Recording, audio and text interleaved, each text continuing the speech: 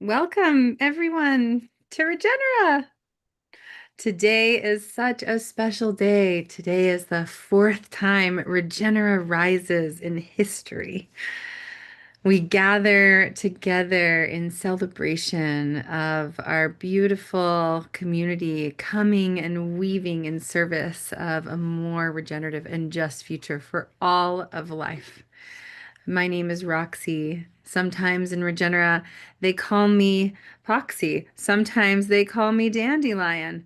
Today, we'll see who comes forward. I am a part of the Council of Regenera, and I am also a co-steward of the Design Science Studio. And today, we welcome you, all who are live and all who are on our stream, into this great city of Regenera. Each year, we bring the world together and explore how we might bring our brightest, most devoted selves to intentional creativity in service of this more just world, because the future is always first an idea. And this moment began after decades of all who were tired of hearing that this is just the way things are. Like every revolution, it started with a story, because stories are our tools to model reality. And the future is always first an idea. And what's been folding and unfolding in front of our eyes is social and systemic change. We have been embarking on this big adventure, and this decade is changing the course of our species forever. At the Design Science Studio, an educational and cultural incubator for art and design science, we empower creators to imagine regenerative futures that work for all of life. And so we decided to create a space that could contain the stories of this emergent movement and the initiatives and the projects, and to invite us all to suspend our disbelief. And we called this space Regenera, a floating city that came from the sky to show us what's possible. And the movement it brought, the Regenaissance. Allow yourself to get lost into this story universe and forget the lines that separate reality from imagination. We will create the future we want together, and it all starts here. Welcome to Regenera, the heart of the Regenaissance.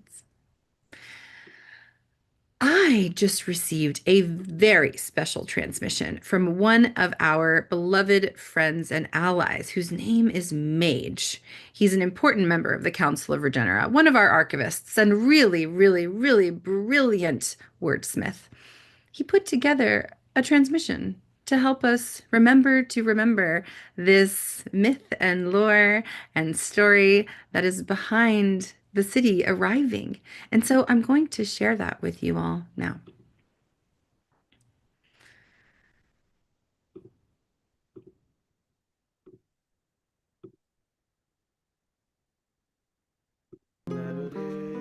Many weird and unusual things happened around that 2020-2021 era. And the global pandemic was definitely not the most extraordinary. No. According to the historians of the Green Book, at the beginning of the 21st century, on the first day of the fourth moon, a city descended from the clouds. A floating city propelled by advanced natural technologies. It was a technological wonder. The entire city was powered by the sun and the wind, and the purest water ran through the streets and the canals, and the plants of all kinds of animals coexisted with humans, living in the city packed in its lively streets. It was a city like no other. It was a wonderful balance between technology and nature, where curiosity was virtue and kindness the law. And this city appeared at a pivotal moment when humanity needed hope and a lot of knowledge to share, and potentially even the experience of living another way. And this city was called Regenera. Gracefully displacing.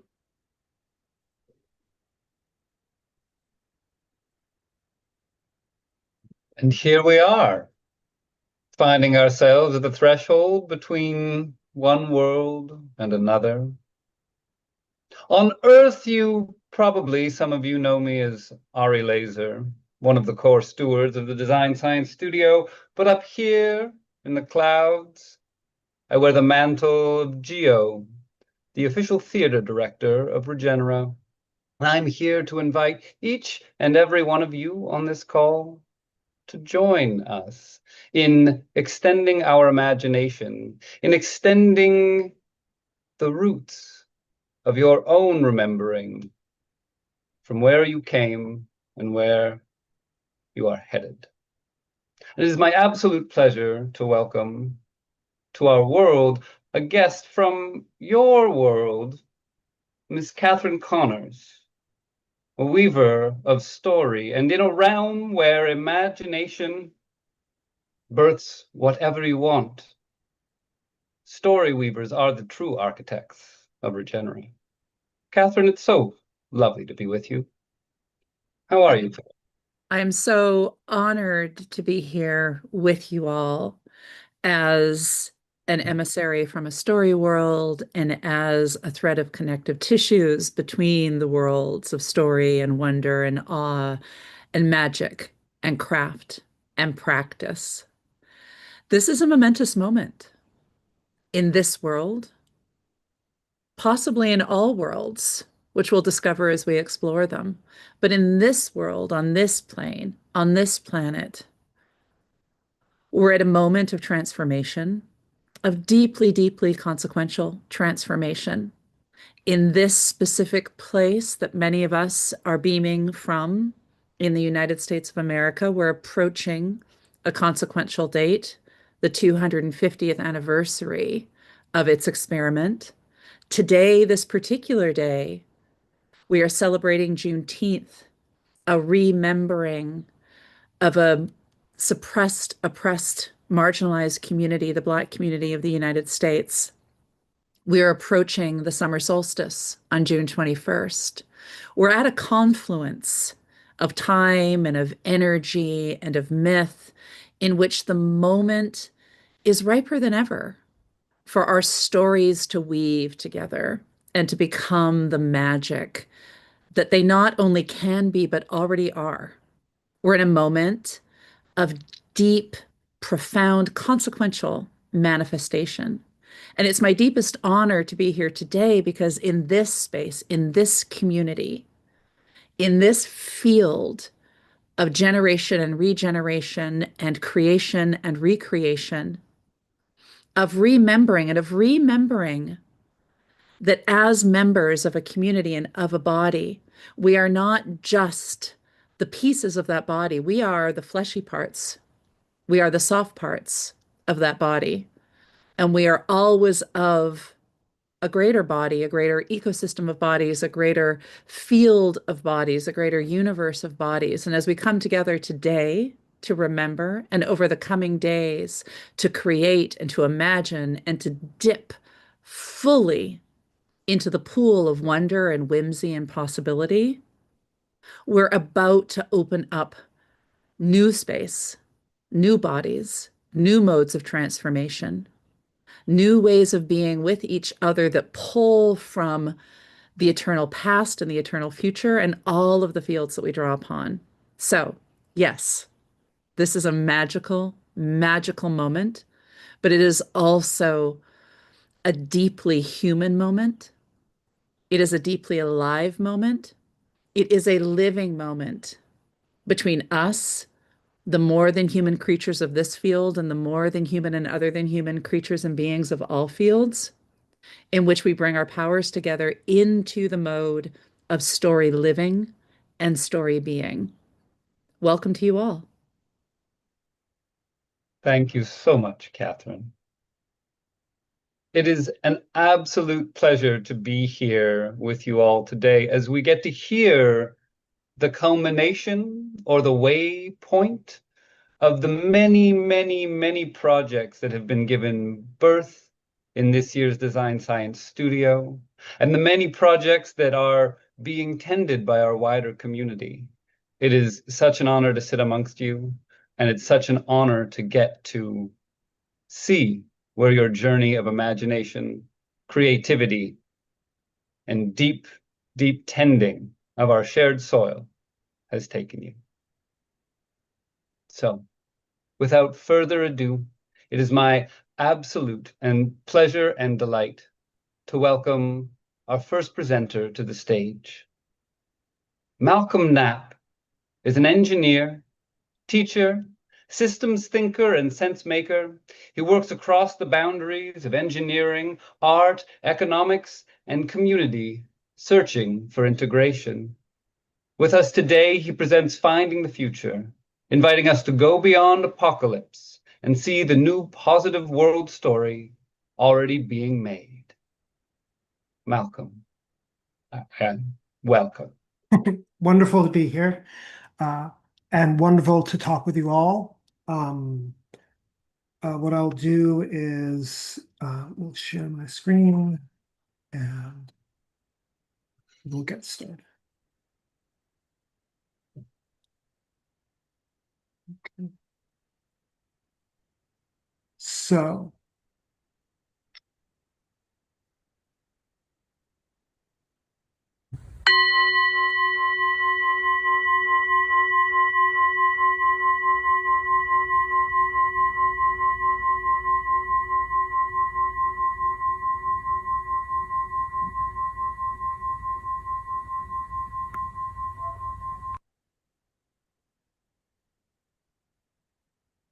just first, a little bit about me. My background is engineering, but I didn't start as just, in my garage. I actually became an engineer in art class, and was never interested in the sort of just getting it to work, but also how does it fit into all the other pieces. So throughout my whole life, it's always what is the broadest view to take, and how can I think about the system that this is part of, and what are the effects of whatever is being made. How does that affect the system as well? And that comes back into this idea of sense making and understanding the underlying structure of the situation, and then synthesizing that and understanding how to sort of reveal that structure more fully. And so that's where Finding the Future is sort of coming from. That's the sort of ground it grows from. But to sort of get to that, what I wanted to do was start here.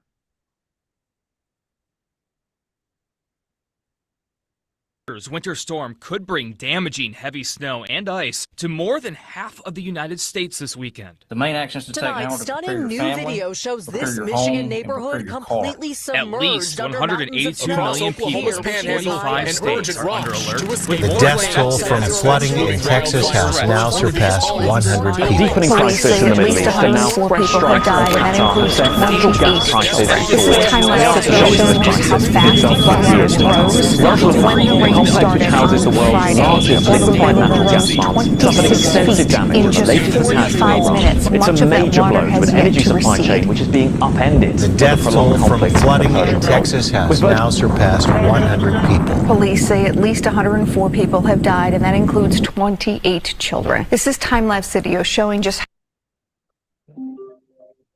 This is what we feel like all the time. We are overwhelmed and surrounded by these stories.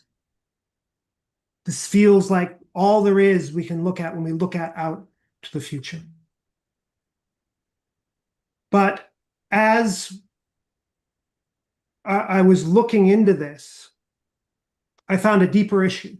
I started out wanting to join in, and started looking at climate change and looking as an engineer, like, how could I be part of this? But when I got into this, I saw like everybody was having to make these big changes to the world. We have this apocalypse that is coming, and we need to change vast parts of society to avoid that apocalypse.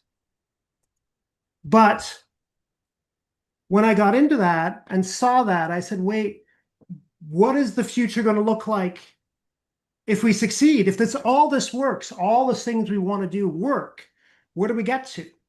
And there was no story there. And that's the thing that I realize is we don't actually have a story of what could be good. The only stories we have are what could be bad.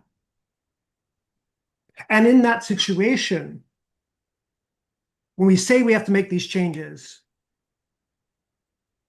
but we don't have a story about how the results will be, only negative stories can so easily fulfill the gap.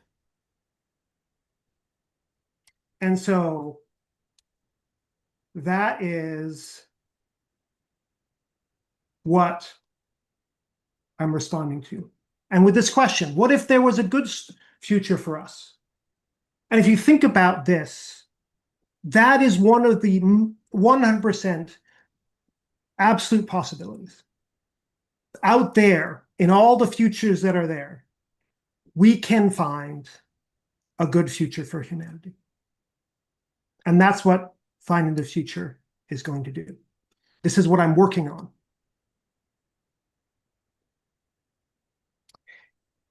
And how do we do that?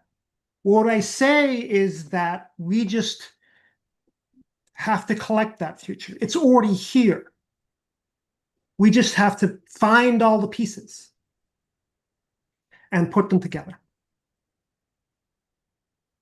And so that's what we do in Finding the Future. I want to get everyone's piece. Everyone has a piece. And I invite you all to join in. And I go through this process. You'll see that there's other sessions later in Regenaissance Rising where we do this. But I'm collecting pieces of that future from everybody.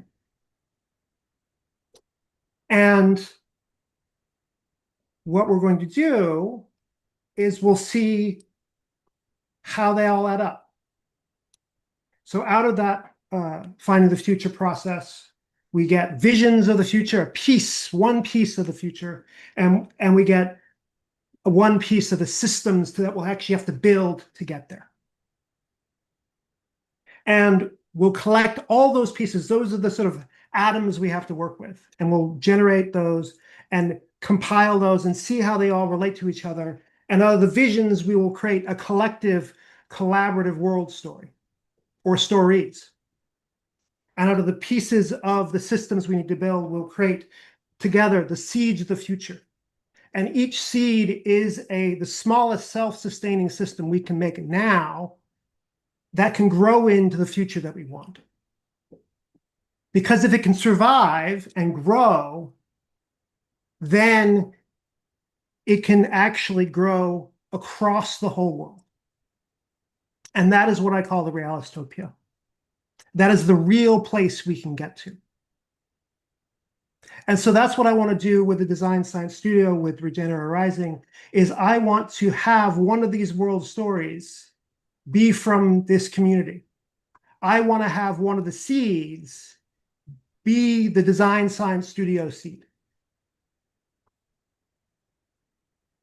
And I'm starting during the Regenaissance Rising. We'll be going through creation, and from now till the end. And at the end of this process, we will read the story we created together. We will read that world story. So, and you can start. I invite you to add your piece today at 12:30. And if you can't do it today, you can come Saturday or Sunday. And we will start building this story together.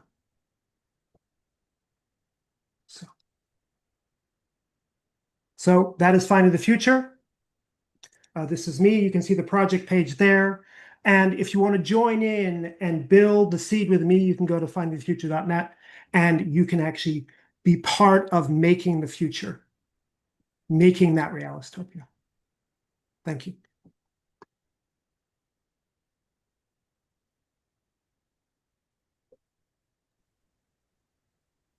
That was incredible, Malcolm.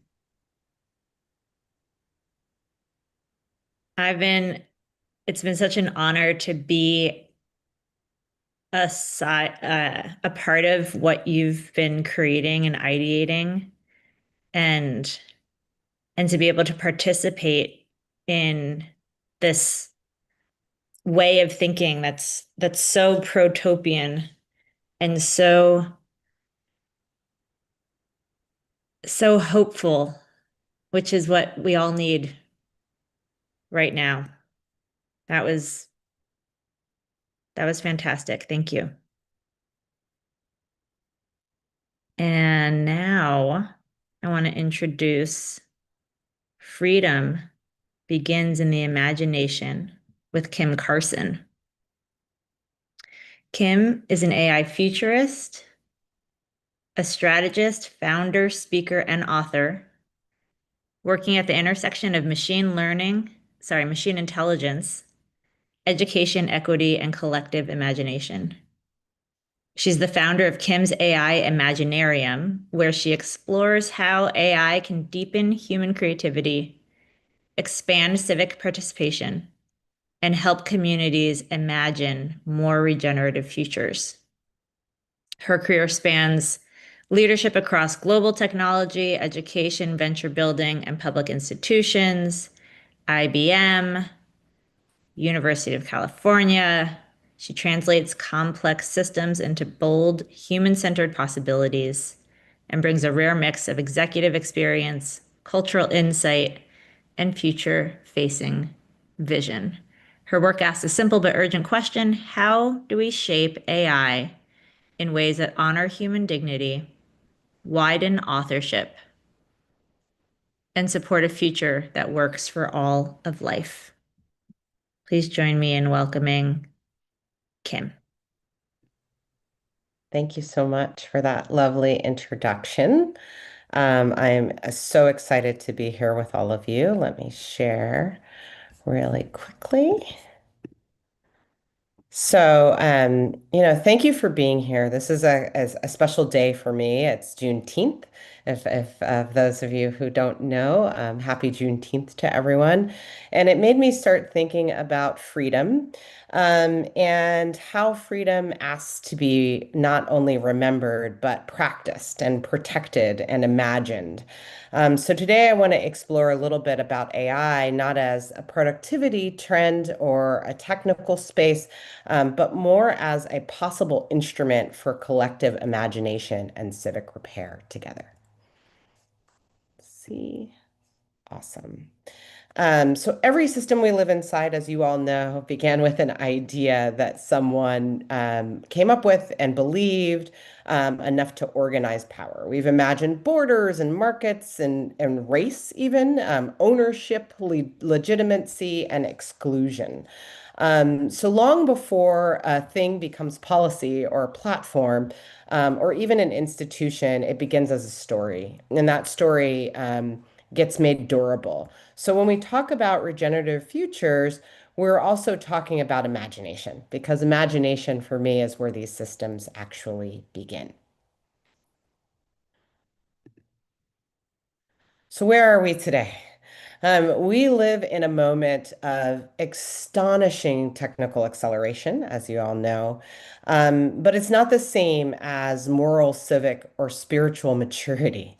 Many people have been invited to describe what they desire for the future with specificity and with other people.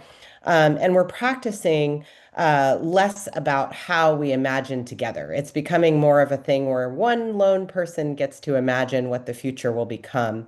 And that's a deeper crisis, I feel, beneath the technology conversation, is about losing the collective and what the collective means in terms of imagination.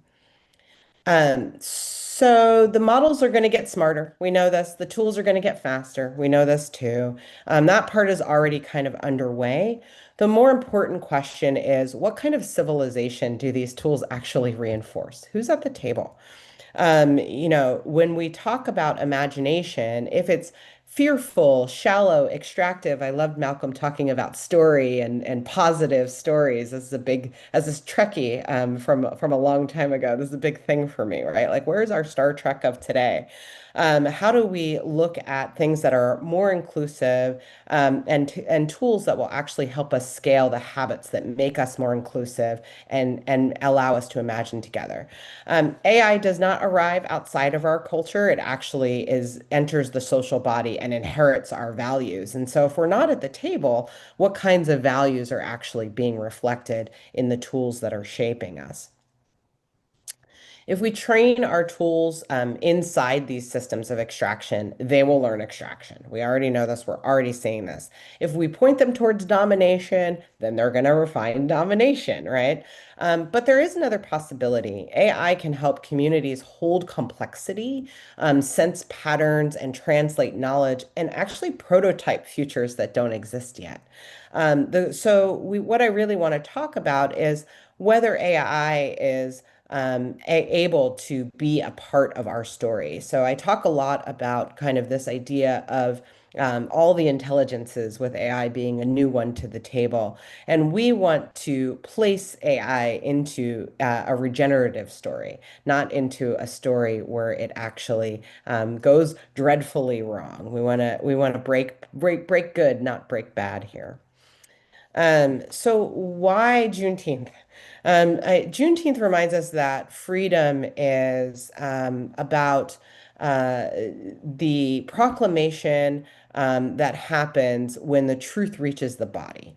The horizon shifts. People begin to inhabit a possibility that was always theirs, even when they didn't know about it. Every liberation has a struggle and has depended on the ability to imagine dignity before it was recognized and before the freedom was legal. The most interesting use of AI is not producing language faster or flooding the world with synthetic slop and content. The most interesting use is whether it can help us with the participation and widening the participation of people into the act of imagining what the future looks like together. Can it help neighborhoods visualize safety beyond punishment? Can it help young people tell richer stories about the worlds that they want to actually inherit and help to build? Can it help communities move from vague longing to shared design? That's what I would like to see AI do. Imagination, why collective imagination and why I talk about collective imagination is because I really don't think it's an indulgence. It's actually where the work begins. Excuse me. And when imagination is shared, it becomes a civic force. It becomes design, movement, policy, art that recognizes perception and longing and things that we want. It actually becomes a language that people can gather inside, and it gives us a future before that future hardens into what we now know as an institution. Shared imagination is actually infrastructure. Every tool contains an anthropology. It tells a story about what a person is. Are we primarily consumers, workers, and data sources that to be optimized? I think that's the kind of present that we're living in. Or are we creators and relations and memory bearers and participants in an unfolding world, an unfolding planetary that doesn't belong to just us as humans? It actually belongs to the entire planet and beyond. The answer we give to that question will shape the future of AI more than any capability or any benchmark ever will. In a regenerative frame, intelligence is not measured just by output, compression, and efficiency. I have a whole a tome about efficiency and the myth of efficiency. It's measured by dignity and whether that dignity expands, whether our aliveness deepens, whether people can shape the conditions that shape them. The future question is not whether a machine can think like a person. It's whether people can remember how to think like a community. So my invitation is simple, but it's not easy. Use these tools to recover memory, not produce novelty. Use them to imagine together in collectives and community, not just optimize by yourself or alone.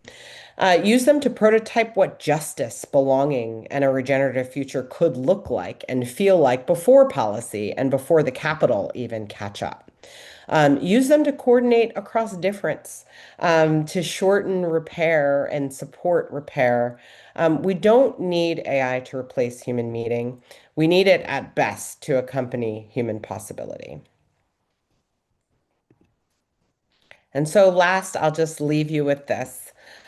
Freedom does not begin at the edge of technology. It does not begin when institutions finally catch up.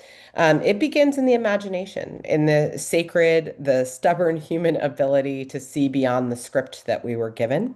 It begins when people gather and dare to describe a future that does not yet have permission to exist. And if we are wise, that is what we will meet where we will meet AI too, not as a master or an oracle, not as destiny, but as one more imperfect and powerful instrument that might help us compose a future more worthy of life. Thank you.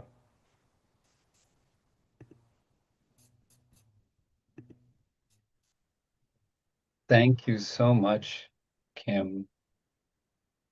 It is absolutely one of the foundational pressing questions of our time and of this moment. And to offer that gift and that invitation to recognize our agency in our emancipation and our agency in the emancipation of all of those to whom we share our future with, I think is a really beautiful thing. Thank you so much. Thank you. It is now my pleasure to welcome to the stage Della Burford. Della is an award-winning, best-selling Canadian artist and author of 8 books. She studied interior design in New York, textiles in Alberta, and education at Queen's. Productions/storytellings have been in New York, Japan, Korea, Canada, Guatemala, Mexico, and Bali. Most of her work has been created from dreams, and she encourages others to do the same. With Design Science Studio, she has shared her stories in Topias, New Art City, storytelling, theater, fireside chats, storytellings, and animation. So nice to be with you today, but Della.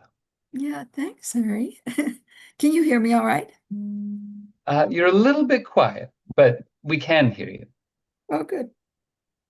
Just turning my phone off. Yeah, it's great to be here and working with me on this project of Earth Action now is John Van Meter, who I hope will join me. And Stoopy is going to come, but I had the time I told him around noon, so hopefully he'll arrive. Anyways, Earth Action is the Earth Action video that has been created by John Van Meter is looking at my Earth Action book. I don't know whether you can see this right now, but there it is. I'm in it. And the Earth Action book is something that was created around a children's book that I've written called Magical Earth Secrets. And it's the story of a small eagle child that lost his power and strength with pollution. And so the power and the strength of the eagle child has to be gained by meeting all of the different elements. And as it meets the elements, it meets the elementals who tell it the secrets to take care of the earth and take care of the water and the air and all the parts of nature. So that story, then I wanted to be able to put something that would become an educational assistance for teachers and for homeschoolers and for parents to be able to teach the children and themselves about the environment. So I started to write the guide, and I did it at the space camp, the Buckminster Fuller Space Camp. And that was sort of, well, I did sort of various versions, but one really important version was at the space camp. And I was working with many people there. And finally, John decided he would do a reading of the whole guide, and he read the whole guide in another one of the cohorts. And this time we decided, yes, let's put it together showing some of the other aspects of the guide, which is art activities, drama activities, music activities are encouraged. Art activism is really encouraged in the guide. And the guide is dedicated to Buckminster Fuller, who I have met, and he is a tremendous inspiration to me. And so we've included lots of different aspects of Bucky's work, Dymaxium, parts of it, part of his work, and even some other activities that are sort of working from that, like the World Energy Game. We have a World Energy Game for the classroom, and there's lots of different things in the guide. So it's a combination of educational things, storytelling, creating mandalas, and really acknowledging organizations that are really helping the environment. There's a couple of organizations that people are involved with that are part of this group. For instance, Remote Energy with Neera Misra. She's an ambassador there. We mentioned that in the guide.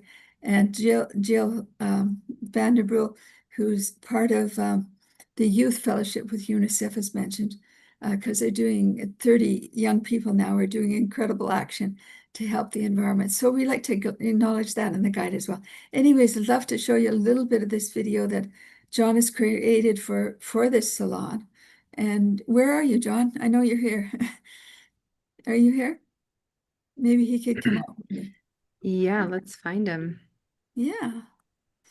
And he's got a video prepared that we can look at to show a little bit of the guide. It's not to, he can't show everything, but it does show a little glimpse, and that's fantastic. And if anybody would like to use the guide in their work, let me know. And I'd love it to be shared in as many ways as possible. Beautiful. You know, I believe that John is still in a breakout room, but I have the video ready to play. Right. Oh, where is John? He should be here. It's he's hiding in another corner of Regenera. Maybe if you'd like, one of us can go and go and retrieve him. Retrieve him. One of our lovely stage managers can go and check in on John and see if he can come into the main room. Yes, he should be here at the end. But either way, Della, we are able to start that stream. Perfect. Perfect. And we will do that. Yeah, and then afterwards he can speak because he has put a lot of effort into this. I'd really like him to be acknowledged. Yes, for sure. Yeah, and Beautiful. Stephen too, if he's here somewhere. Maybe. Okay, beautiful. Okay, I just got instructions, updated instructions. So we're going to start this to share this video, and then we will do a little pause, share a little bit, and then we'll share more. I just want to say for everybody tuning in, and also to you, Della, it's just been so incredible to witness how collaborative you always are, and you're always pushing the medium. And it reminds me of one of my teachers when I did my BFA and I got my bachelor's in fine art, who was always telling me, keep pushing the thing you made. And I watch you do that. You take a story and you turn it into a book, and then you turn it into like a whole enacted play with like youth and costumes, and then next thing it's a three-dimensional animated, installation, and then it's a video, and then you're putting you're always like welcoming the spirit of the story into so many mediums, and it brings you to collaborate with so many magnificent people across so many different cultures. I think that's what part of the magic of this community is. It's so intergenerational, and there's so many different cultures collaborating. So just acknowledging you for that spirit, which is so important for all that we're creating. We're not doing this in isolation. We're doing it together. Yeah. Yeah, it's fabulous. And I've been lucky to have this story performed in New York City and also performed in Japan. And we're going to be seeing a little bit of a video from Japan that was done at an outdoor concert that is part of what John has created. So you get a feeling of that. Gorgeous. Well, we'll start with this section. Yeah. Earth Action. Show Your Love for the Earth by Della Verford. Dale Bertrand. Music, Richard Strupy Pohl. Dedication to Buckminster Fuller, who has been an inspiration to many. He believed we must have spontaneous cooperation without any damage to the environment and without disadvantage to anyone, using nature as an honored teacher. His work became for humanity when realizing he was part of the universe. May his works encourage others to make their work for humanity and all living things.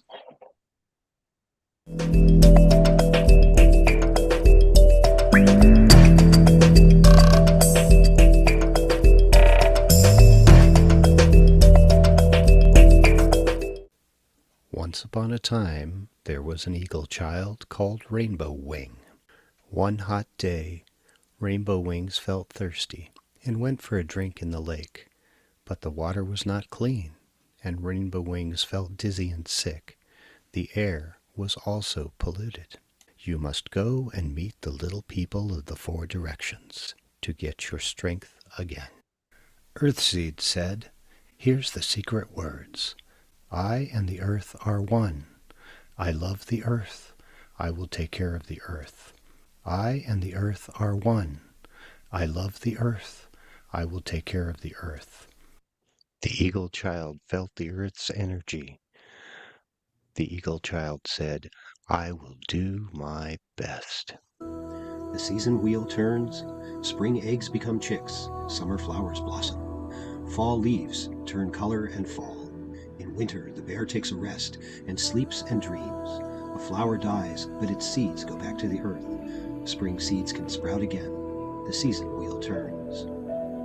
What is the best time to rest? To start something new and flower.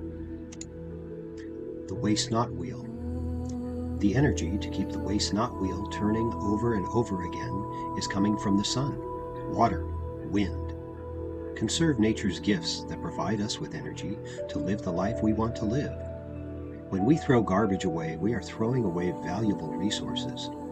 Recycle, reduce, and upcycle. Conserve and compost. Let the waste not wheel turn.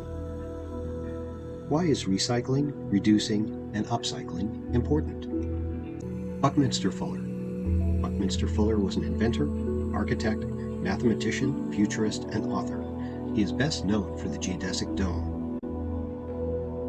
Bucky popularized the term spaceship Earth to emphasize, like a spaceship, the Earth is traveling at enormous speeds, that we are all crew members on spaceship Earth. We need to work together to take care of our small spaceship and protect our resources.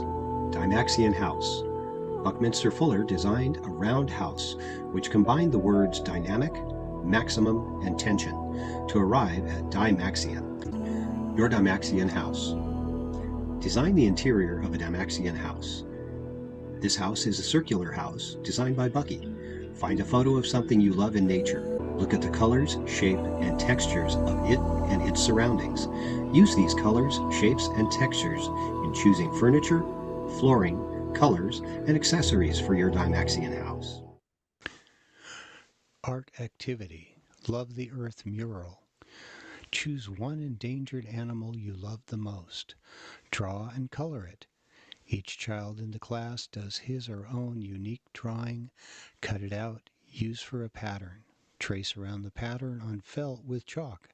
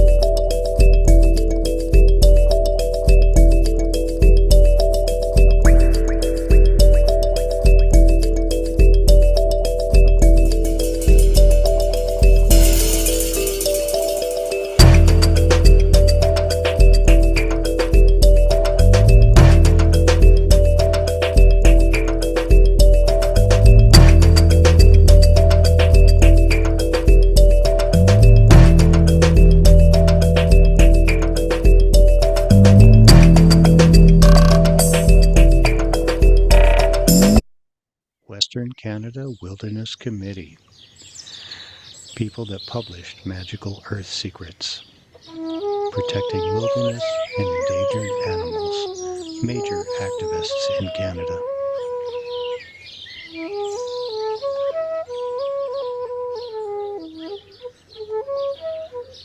These are the principles of regenerative farming, and this is a map of the regenerative farms in Canada currently.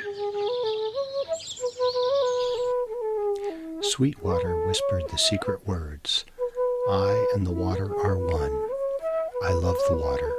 I will take care of the water." The eagle child saw, as well as the red, a beautiful orange color was on its wings.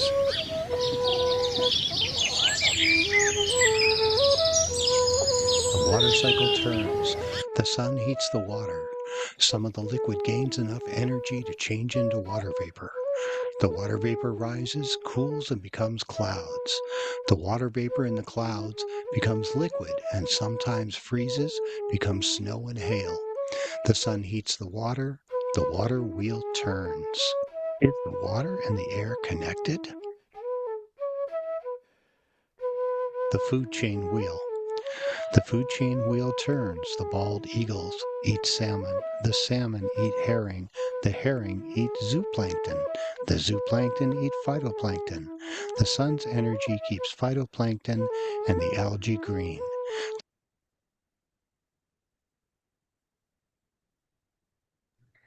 So Della, they told us to pause at this point so that we could hear a little bit from you about the food chain wheel.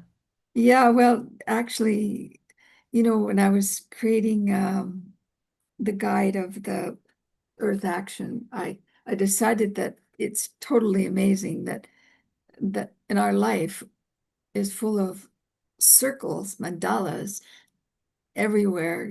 There's the food chain wheel, which is one big circle going on. The water cycle is a circle. All of these circles we are surrounded by. So I tried to think of a way of showing that, and that's why I did the drawings for the different wheels. And I think there's about 12 of them in the book. But there's John. Hey, God touch John. He's the one that took this book of Earth Action, and he's actually read the whole book, and which I have a link to in my Topia page. But this is, of course, showing a little bit of the theater and a little bit of the art, and I think we should talk to him. Well, yeah, this was a wonderful challenge because I went back and revisited the work I had done 2 years ago, and different machine, different skill level, different program, and I could see where it could be improved, and I'm still working to improve it. I was I was, uh, working on this, and it's still a work in progress, but the entire video is on YouTube. And as I come up with the new and improved version, that's going to be posted as well.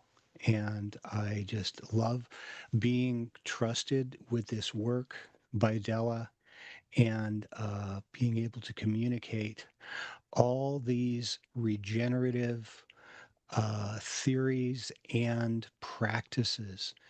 And the second part of the video is going to have more about renewable energy, as well as different participants in our own design science studio that have reached out to be in partnership with Della. Yeah, that's beautiful.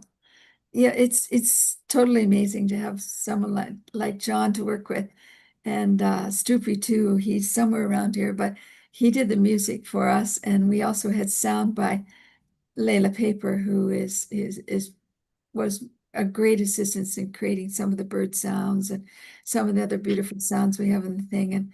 And I think that your idea, John, of including some of the nonprofits groups, as I had mentioned earlier, like Remote Energy, with Neha is an ambassador in that, and Jill, who is working with the 30, I guess there are 12 students that are young people from 15 there's one 10-year-old, one 12-year-old, 15 to 30, and they're learning all about the climate and different things on climate change, and they're going to be really bringing this to the world.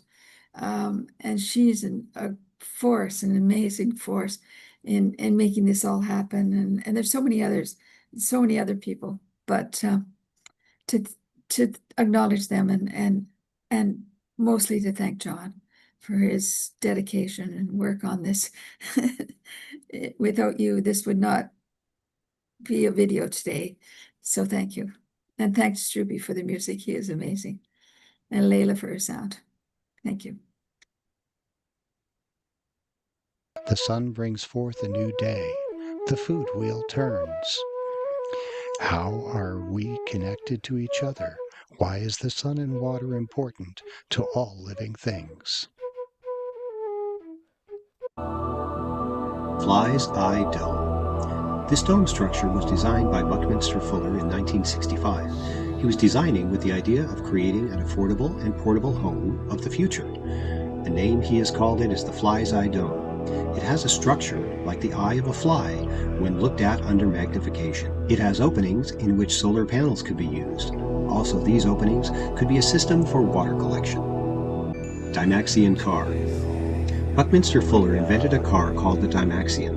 It was a most unusual shape, and he told his daughter it could be called a zoomer, as he really wanted it to be used on land, water, and even in the air. Bucky really wanted to do more with less and designed it to use less gas. Today, I'm sure he would use solar energy and come up with some incredible car inventions using new ideas. Creative Movement Activity Card. Water Dance. Remember the water secret? Study the water cycle wheel. Sit in a circle. Feel yourself become a wave. With your hands moving, whoosh in and out. Make the sound of the ocean. Feel the freedom of moving water. Be the dolphin or a fish in the water. Different children can be sun rays, rainmakers, lakes, and snowflakes. Think of a water dance. Dale and Della did a Love the Water project at Departure Bay School in Nanaimo. They took water from the ocean and did ocean painting, then did a painting of their favorite sea creatures and fish, collaged it into the painting.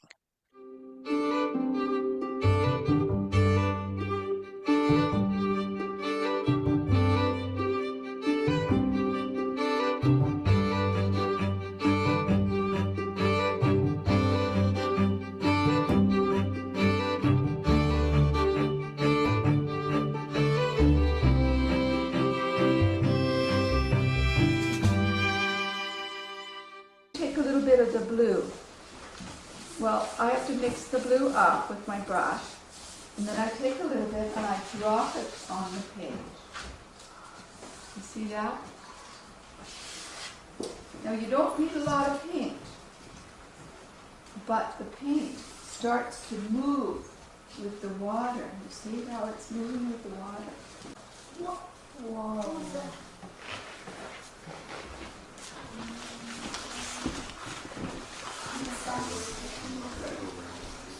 And Dale's going to go around with some of those colors. They've got another kind of a look.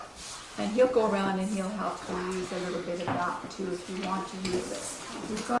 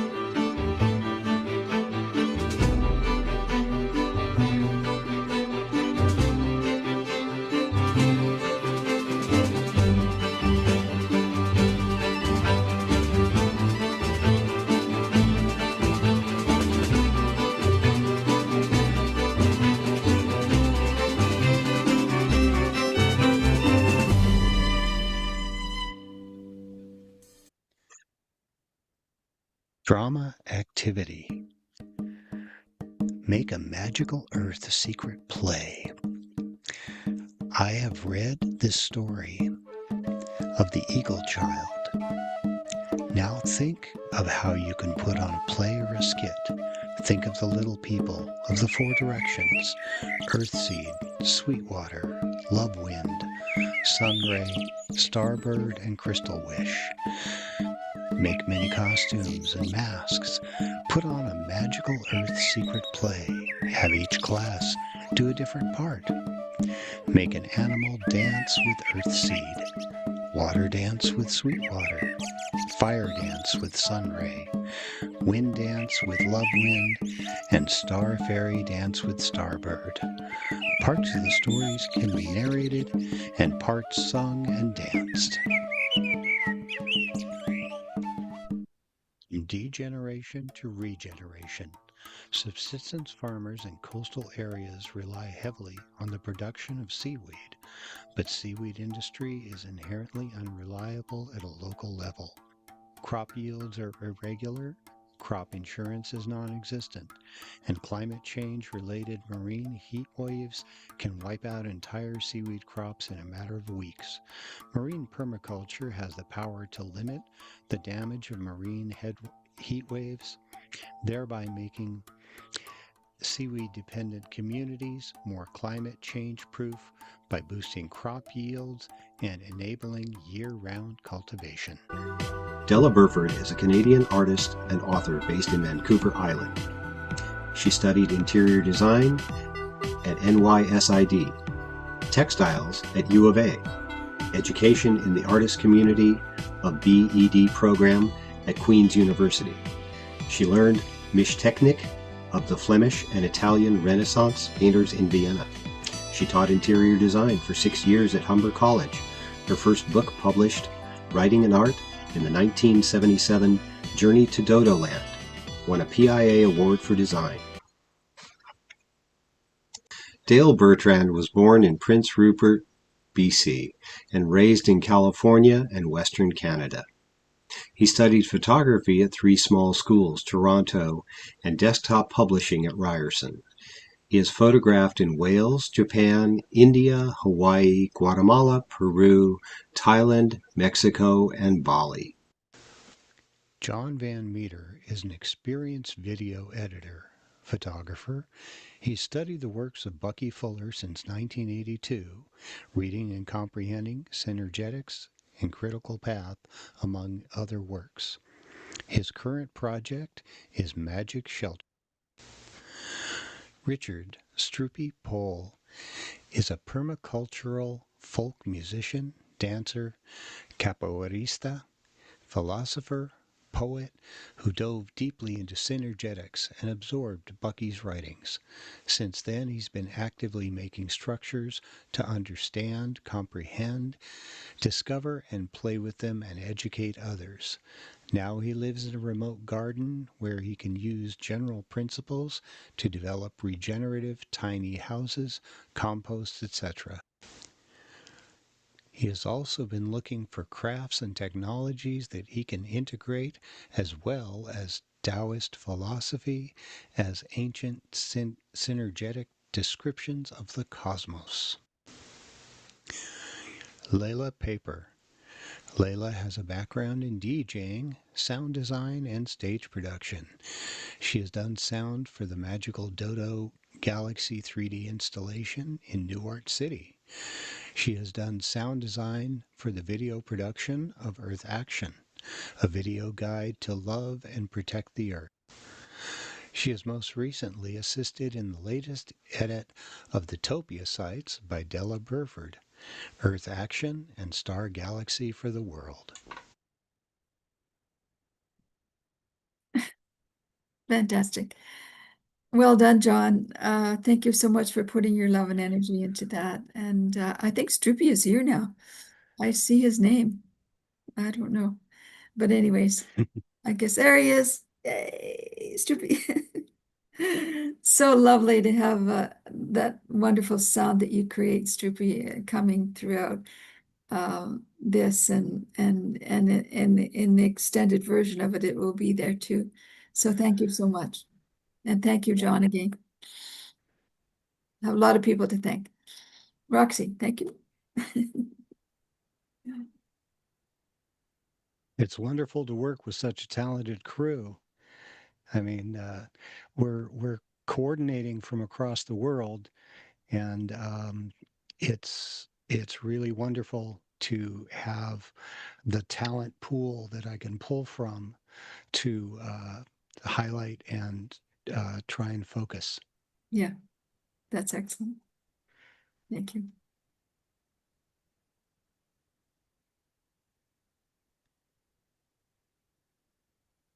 That was amazing, you guys. And I want to say first, happy Juneteenth 2026. I'd rather be nowhere else in the world than with my fellow unicorns. And so, Miss Della, I think all things are circular. I love to hear anytime you storytell. And Earth Action book and video, I heard each one throughout your presentation. So thank you so very much for that. And so I'm going to be introducing back Mr. Malcolm Knapp. He's going to be presenting Finding the Future, Go Beyond the Apocalypse, and See the New Positive World. The story already is being made. And join in and add, I say, your piece. So Malcolm Knapp is an engineer, teacher, and systems thinker, and sense maker. He works across the boundaries of engineering, art, economics, and community, searching for integration. And please welcome back Mr. Malcolm Knapp. It's great to be back. For anybody, I presented early, or who's new, I presented a little bit earlier again, but what we're going to be doing here today, or this sort of in this part, is actually a sort of interactive session. Will be a creation session for the regenerative world story as part of Finding the Future. So what we want to do is, for anybody who has not, was not in the earlier session, just a quick background on me. As I said, my background's engineering, but it's never been just engineering. I've always been interested in sort of the whole picture, and how does engineering interplay with politics and economics and sociology. And this is reflected in the training that I went through. I did a combined degree in liberal arts and engineering and electrical engineering. But now I'm applying that sort of system view to what can we talk about? How do we figure out what the future is? And this is the process that I've come up with. So this is, as we zoom out, this is what, this is Finding the Future right here. And this is what we'll go through to look at and help sort of add your pieces to the world story and help us think about the systems we need to build to actually get there. So, there's these 4 steps, but as you can sort of see, it's a spiral, actually. It keeps on going. And so some of you may have done this already, but I invite you to add another piece. Part of this is that you can keep on going around and doing the process. And every time you go around the spiral, you actually see different things, and some new things come up. And so, the more pieces we have, the more clear we can see that future that we want to get to. But I don't want to do this. What I want to do is actually stop sharing now, because most often when I do this, I actually use, I go to events and I walk around with a box and talk to people and get their pieces and add them in. But we can't do that on Zoom. And so what we can do instead is get as close as we can to a sort of physical process. And so I'm going to do a manual presentation and present as if I was, Google Slides or something like that. So the first thing, though, is this is interactive. So everyone should get something they can write with, or I have a link that you can download and print the cards that we'll be using. So I'll put that in the chat. So let's just everyone take a moment and go find something. Go find something. When you found it, you can hold it up and I can see that you have it. So the link is in the chat. You should be able to download. There's a sort of, there's a PDF. And so yes, so in the chat, there's a question. Yeah, so I'm doing this all 3 days. There's different audiences. You can, again, do it more than once. But yeah, in the chat, the link is to a drive. And so there'll be a PDF and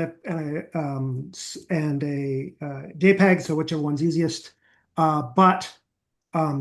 Malcolm. Yeah, yes. Is it all right to go into gallery mode? Yes, that's what I want. I was about to say. I want to go in gallery mode for this. That's fun. And then we can see each other too. It's good to see your Exactly. faces. Yes. Hi, Elizabeth. Yes. Hi, Stroopy. So what I do in the end, we'll do gallery mode, and then but I do want to go to the multi-speaker. So when you are speaking, you can, because there'll be a chance to talk. Again, this is interactive. So but yeah, we should be in gallery mode right now.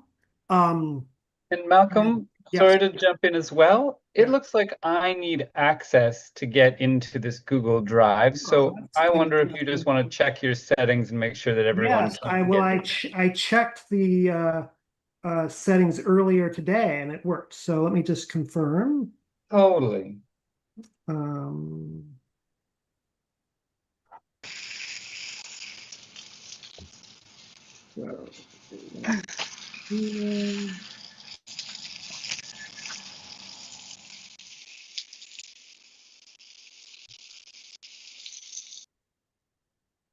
not sure if that rain sound was on purpose, but it does say ever portaled in.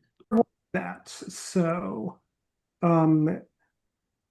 let's try this. Okay, try again.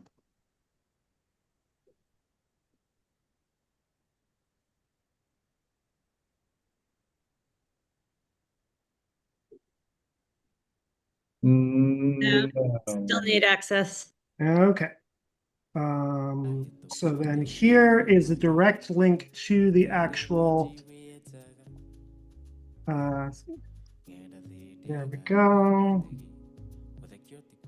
There is. That one's successful. Okay.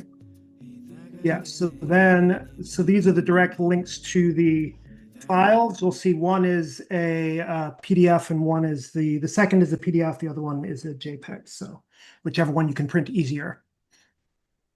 But everybody has so everyone who has their thing, hold it up. Yes? Okay, great. So we will spend 1 more minute and see if we can get people to get theirs printed, because that took a second. And I will just quickly screen share so people can see it for anyone who's on the live stream. Yeah. This is the thing that we are now trying to write in our notebooks. Yes. It's like this. So, well, I was going to lead people through this. So if you didn't, if you have something in your live streaming, you can do this as well. I was going to show what the prompts were in just a moment, but it's great to see the cards as well. Everyone has printed. We're able to print. Great. So you haven't. So what we'll do is we'll get started with the actual presentation. So remember, I'm Google Slides now. So here's our first section of this. Will you show it one more time? Yeah.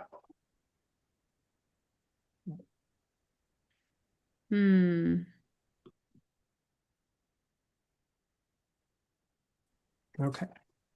So for all you who are writing, this is the thing to write.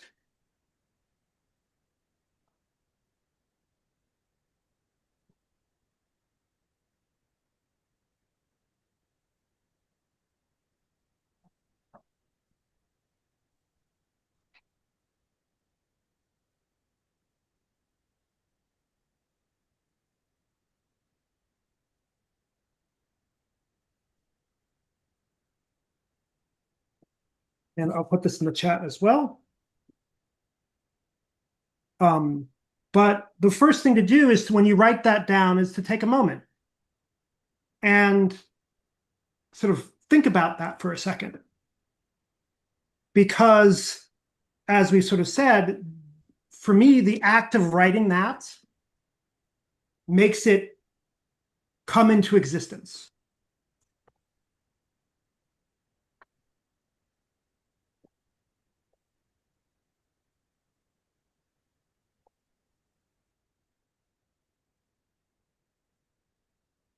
And so that's the thing to think about as we start this, is to imagine yourself there. Take that moment, you close your eyes, and we're in that future. We made it. You know, all the crises and issues that we were dealing with right now are being addressed. There's a way to do that. They may not be solved or completely there, but we know what to do.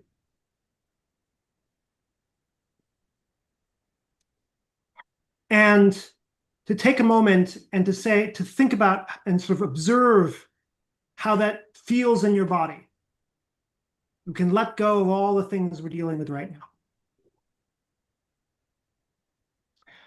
now. So for answering, so right now I'll tell you when you can sort of right now the first thing to do is just contemplate, think about being in the good future. We'll talk about what we're going to write down in just a second. But yeah, you'll write it down on your own piece of paper or the cards if you printed those.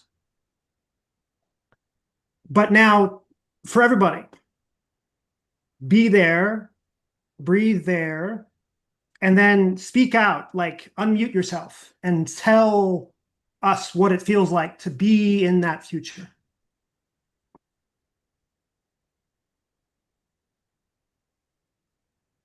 Less pavement. Good. Pollination. Yeah. You say pollination? Is that what you said? Yeah. I But say good, yeah. good pollination. Well, but this is good. The thing is about feeling in your body first. So this is not about what the world is like yet. This is more about what it feels like to be there, to live, to be existing there. The air smells clean. Mm-hmm. Yeah. I feel joy. Mm-hmm. Great. My nervous system feels settled. Mm-hmm.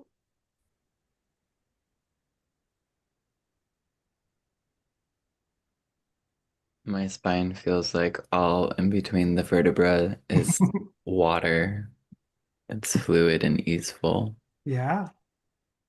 Yeah. I feel Miss happy. Jennifer says pollination is still good for her. That's great. Belonging. Wonderful. I feel happy. Yeah. Good. So this is the thing, is to say that future, that feeling is one of the possibilities we have. It's absolutely certain that that's one way this can all turn out. And so if you take nothing away from this moment, take that away. Because otherwise, you know, as we said, the world is so full of these horrible stories and dystopias, and those can feel like they overwhelm us. But the good future is one way we can get there. We can find it. So that's the first part. And so the next part is, imagine yourself, you woke up in that future, you're there, and now you walk out your door and you're in your neighborhood. And what is the one thing, you know, so then here is the next prompt.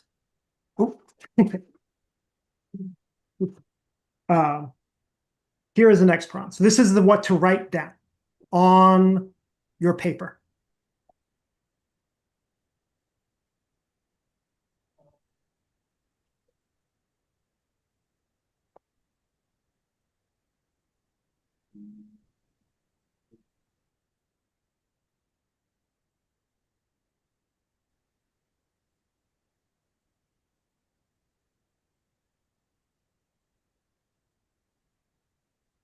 Okay. I put it in the chat as well, so you can see it there. And so this is the thing, you walk out and you say, in your neighborhood, what is one thing that you would want to be there, that you would want to exist in that good future? For you, for yourself. And so that's what you write down below that prompt. And so see, it's very good as well. Be like specific, like in my neighborhood, like my street. You start with on my street, on, I'm on Acton Street. So on Acton Street, here's what I see. In, my city, in Berkeley, where I'm at.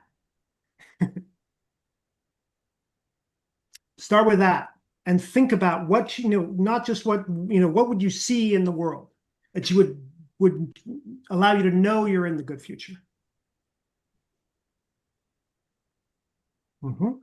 Great.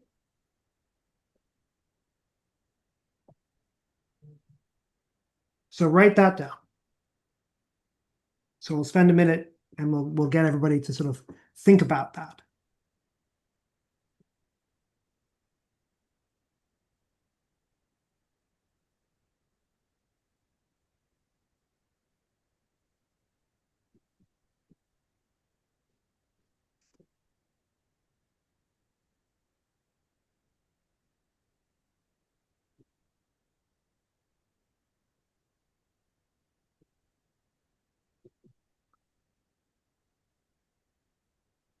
And so this is why I wanted to share is that, this is the pieces that I want. This is the thing that I want to collect. Because this is what the future is made out of, each of these pieces. And so, maybe I'll have one more minute, and then if you're ready to go, I want you to say what it is and then hold it up, because that's the thing is I want to actually capture what is written down. If you're able to. If you can't, then you put it in the chat or you just speak it. But it'd be great to be able to actually get to see what is physically written. We're trying to be, again, as close to reality as possible.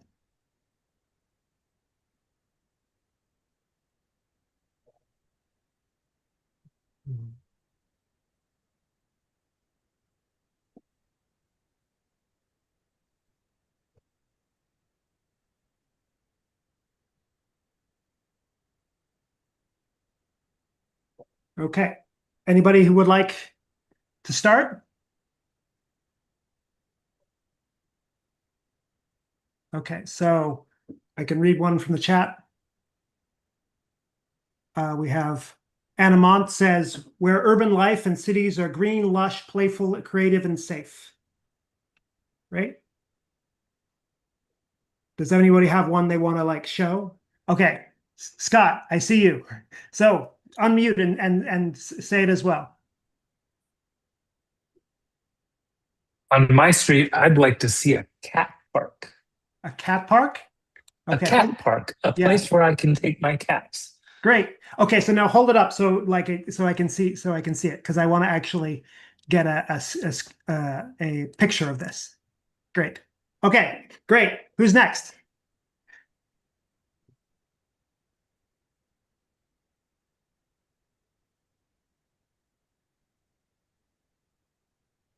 Okay, John? Yeah, just a second. Okay. Because I try to hold it up and it disappears with my background. Okay, ready? Okay, let's see here. So if it's directly in front of your chest, John, then it will think it's part of you. No rent on owned houses. Okay, great. Wonderful. Yeah, you can raise your hand and we can spotlight you, and this is great. Okay, or just speak out there. So anybody else? We have in the chat as well, we have Ms. Kennetha says, safe, decent, sanitary right to housing for all humans that are not nomadic, and even spaces for them too. We have Laura says, harmony among neighbors and green spaces. And Hannah says, some sort of sanctuary for animals of all kinds in my house. And yeah, Animat says another one. Great. Every person can own land and build their own house. So who else wants to speak theirs or show theirs on the camera? I couldn't tell if you were trying to unmute Elizabeth. Oh, Kane. One. I saw a hand up. Yes. Ooh, this Okay, is yeah, a hold it right good in front of you. one. Hold it right in front of you. Right. Oh, make sure it's in front of your chest, and you have to stand up. It'll take Region it in area front is of you. like There you all go. parks are food forests. Yeah. There Oh, for your wait. photo. Okay, great. Wonderful. This is great. Okay, let's have a few more. Okay, we have one. Param is up, but muted. Hello, it's Parham. Okay. I thought it would be maybe important to write it in other languages, so I Yeah. could bring Farsi. Yeah, that's wonderful. This basically reads fruits and vegetables on every corner available for use by every human. I love it. Okay, great. Yeah, wonderful, wonderful. Okay, Miri says holistic space for well-being and mental health, mutual cars and reciprocity between neighbors, community gardens, green spaces. Okay. Now, okay, great. Let's do like one last one. But I think also just to say that this is one of the key parts is that everybody has their own good future across the world. And that's part of what this world story is about, is that this is not about me saying what the future should be. This is about all of us saying what the future should be for ourselves, for our place. And so we want to take each of these pieces, and that's the what we have to work with. Okay. And the last ones? Okay, let's go. Let's move on because we have more to get to. So what we'll talk about now is to say that keep that piece in mind. Oh, we have Harlan, sorry.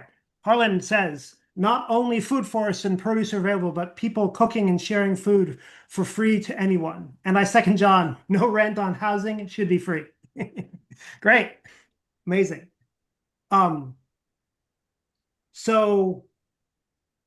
Marriott says integrated high quality healthcare for all.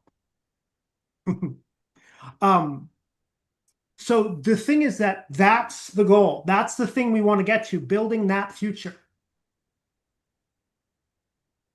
And so that's the thing to keep in mind, because we have to go to the second part of this, which is,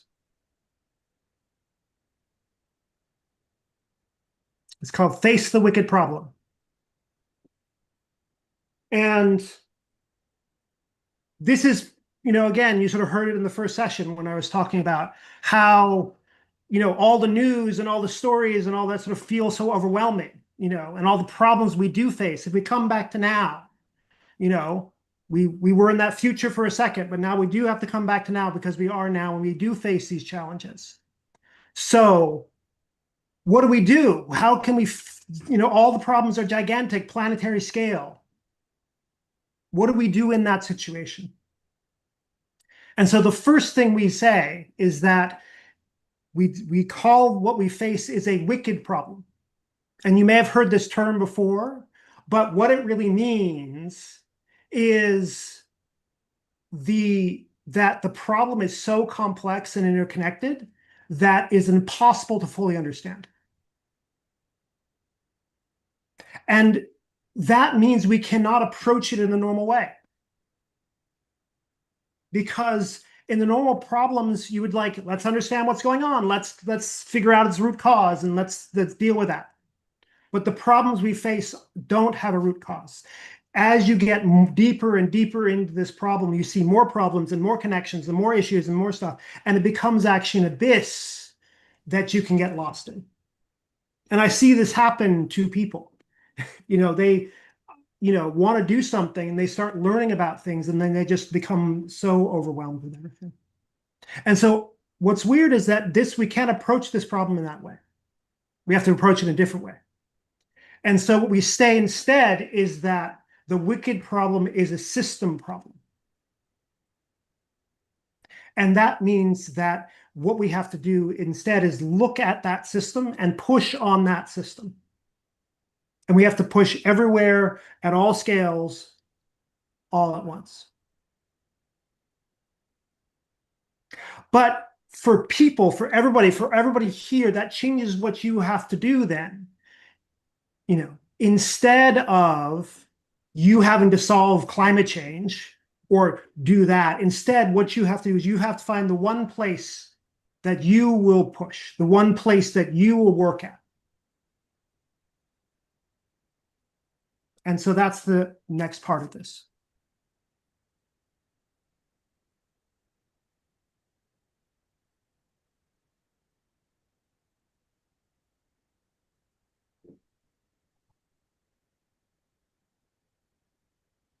So the key thing here is that because it's a system, every place is important. The only way this system changes if all the pieces change at once. And so there's no difference, you know, all this, you know, no matter where you can act in your life is part of that system. And so therefore making that change there is essential. And the idea is you find your place, other people will find their place, and you all work in those places, you all build in those places, and we'll add them together. They will accumulate. And one day we'll look around and we say, wait, we did it. We got to the good future we just we wanted to create, that we just were imagining. And we won't know exactly when or exactly how, but we will have made it there. And so that's the next piece of finding the future. This is the next prompt. So write this down on your piece of paper. I'll put it in the chat as well.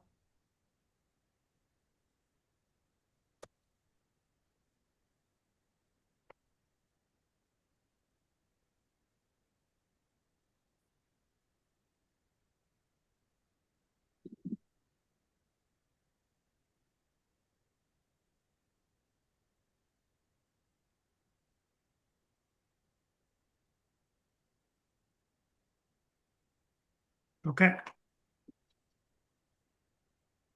So this is where we go back to gallery again, because we have this moment to think about this. And the thing you can do is you just find one thing you want to work on. One thing you want to do that will help build this good future. The one thing that will get us one step closer. And whatever you choose is enough. Because as we said before, you can just do that piece and you find your piece and other people will find their pieces.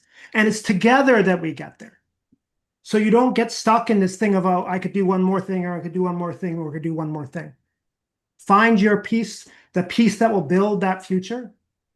And that is all you need to do.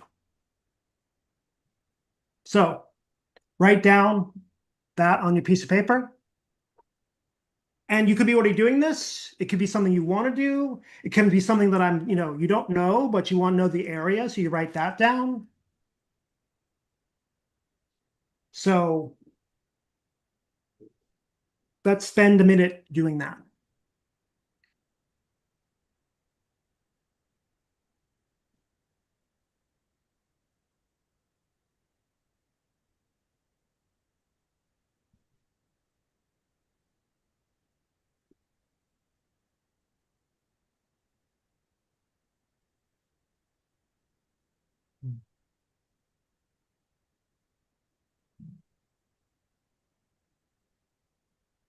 Yeah, great. Mariana says, creating my local center for resilience at my home and my garden.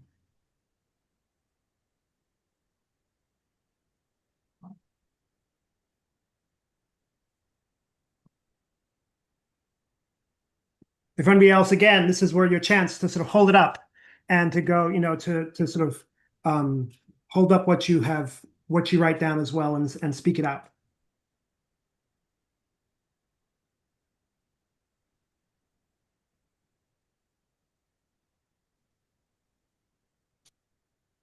John says volunteering to aid the unhoused. Yep. Okay, John. Yeah. Yeah. So, what, John? You should speak it out. Speak it with your voice. Building homes. Building homes. Great. Okay. Who else? Who else has their one piece? And Scott says, Scott. Scott says embodiment. Very good. Yeah. Wonderful.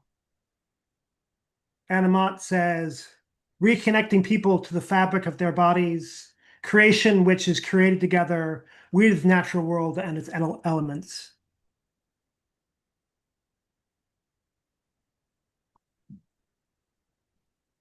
Mm.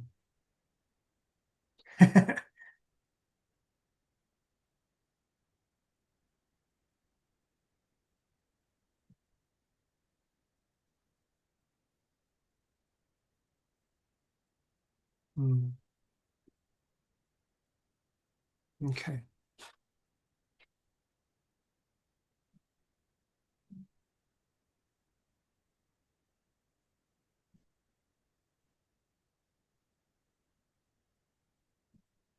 Anyone else? You have time for one or two more.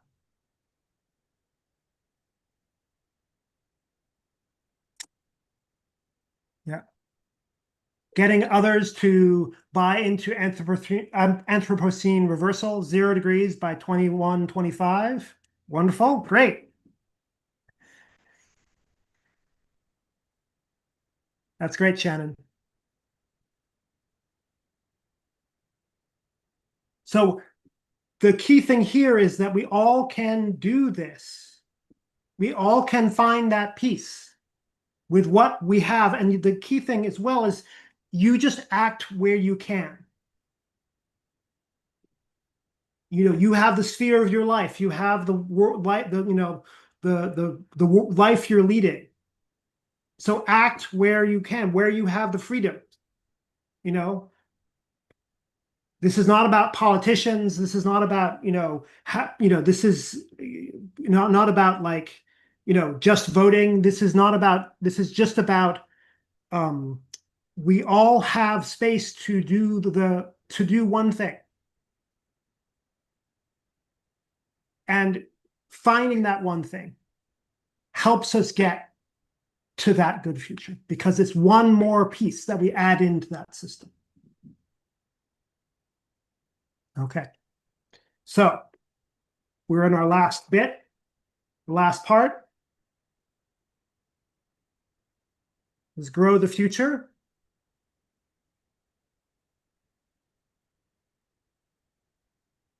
And so, I've actually done what I want to do. I've collected your pieces. And so what you wrote down on your paper, what you wrote down in the comments, the idea is that's for you. Record it and then place your paper where you'll see it. Because the work we have to get to the good future will be long, it'll be hard. And when you see those cards again, when you see what you wrote down, you can be reminded why we're doing the work.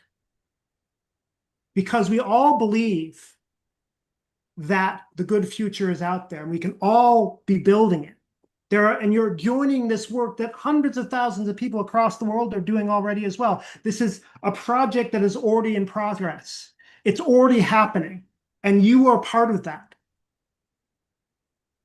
And we will get to that good future together.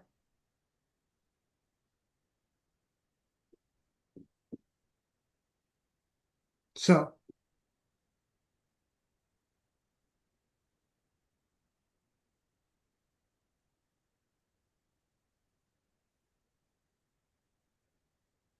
that is that's finding the future.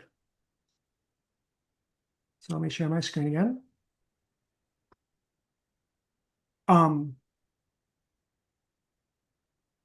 But so we've gone through each of these phases, but you see, you can do it again. Just by hearing other people, we've learned more. We can see more about what the future is again. So now imagine maybe tomorrow you can come back and imagine the future again and find the future of your own once again. So I did want to say that we talked about the world story. And so what I'm doing actually is all the pieces that I got from you, I'm recording those.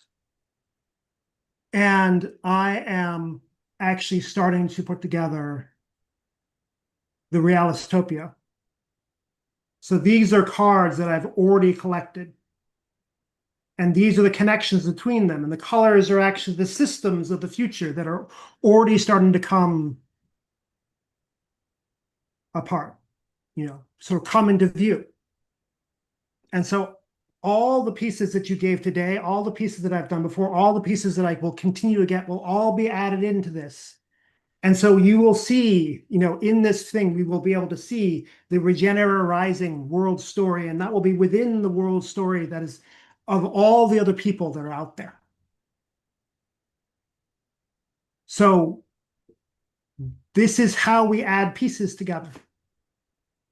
What I see this as, this feels like a small thing, but imagine as we go to thousands and tens of thousands, we start really seeing what the future that we all want.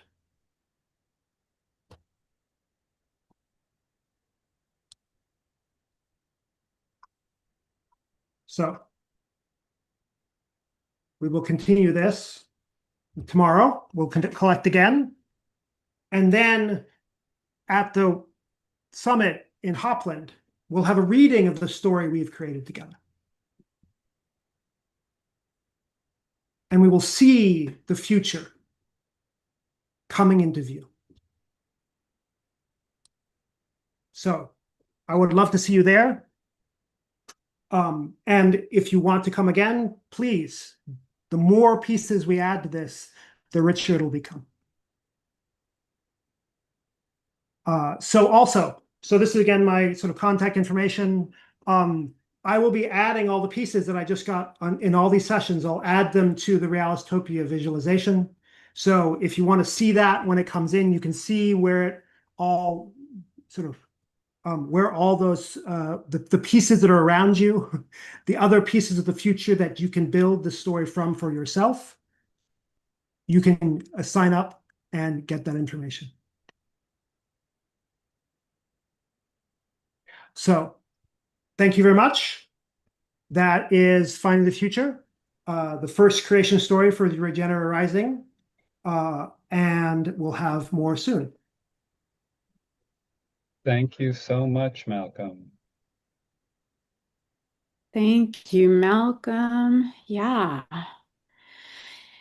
Some of you know me as Mariette, but I'm also here as Ruby. And so I would like to say that we were in the prep with Malcolm today, and there was something so amazing about having somebody blend the technology with just good old-fashioned paper. And he's bringing together yesterday and today in all these different and surprising ways. So thank you, Malcolm, for helping me get out a pen. Thank you. Thank you for helping us go through the spiral in this way that is actually, like Ms. Kanetha is saying, phenomenal.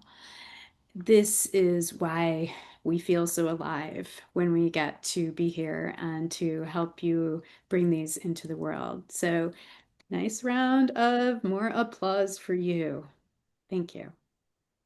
Engineer, futurist, dad. Really wonderful person. Now I'm going to bring up Roxy, and we are going to get into a little forest or nature bathing now. But again, if I were going to say, what did everybody so far bring to us today? It's the gift of being embodied poetry, of seeing and respecting, like Kim was bringing us into AI, ways that it's not the technology, but it's what lies inside. Our stories come from all of these places and we weave them together alone and in community. And we paint them. We paint them into futures that are just asking to have more vibrance, more saturation, more vistas, more color. So as we get in to our next little bit, I think we're going to hear some birds and have a little moment to take this all in. What'd you say, Rox? Yes, we are. Yes, we are. Yeah. These last few hours have been beautiful. And often inside of Regenera, it is awash with creativity and ideas and initiatives, and the streets are vibrant. And we wanted to invite you all to take a moment to have a little nature immersion from an audio perspective.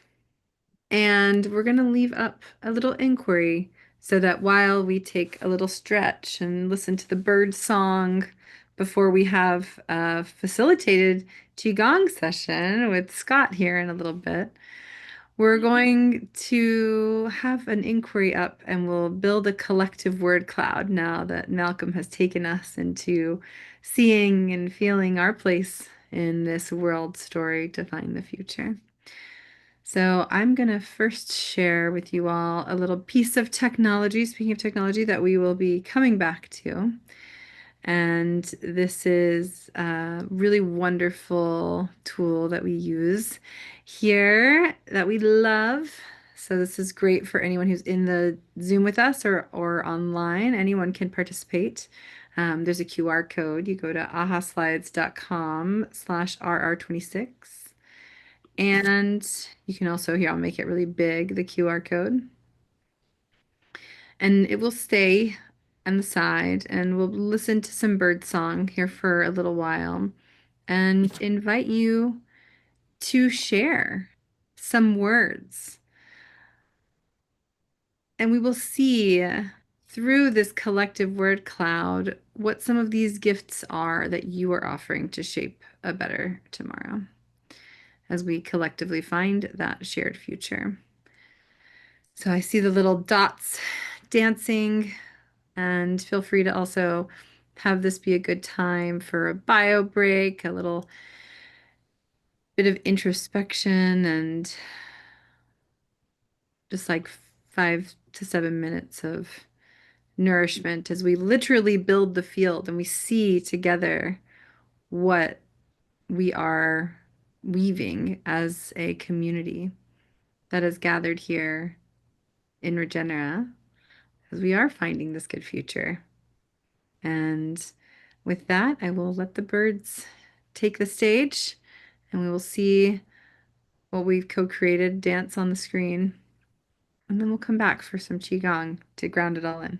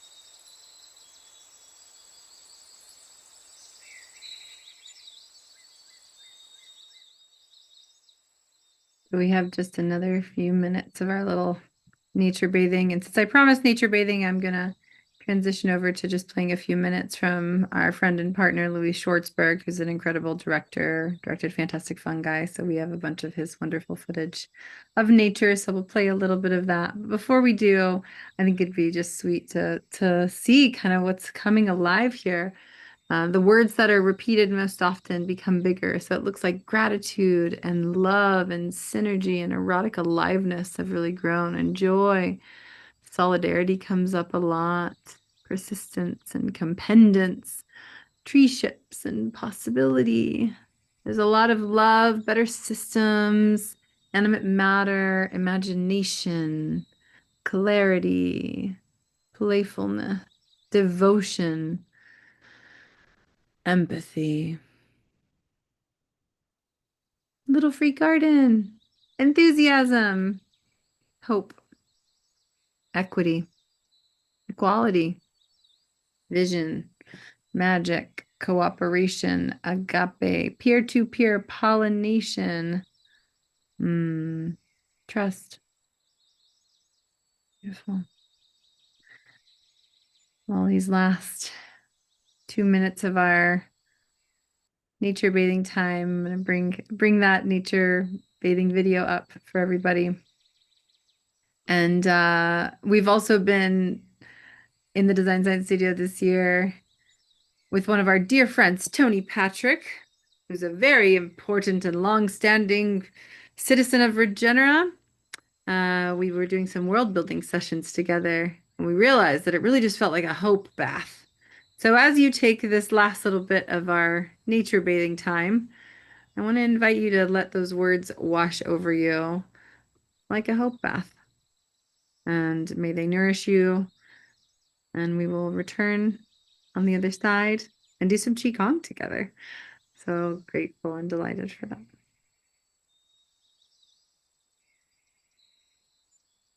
Enjoy these beautiful scenes from our living world.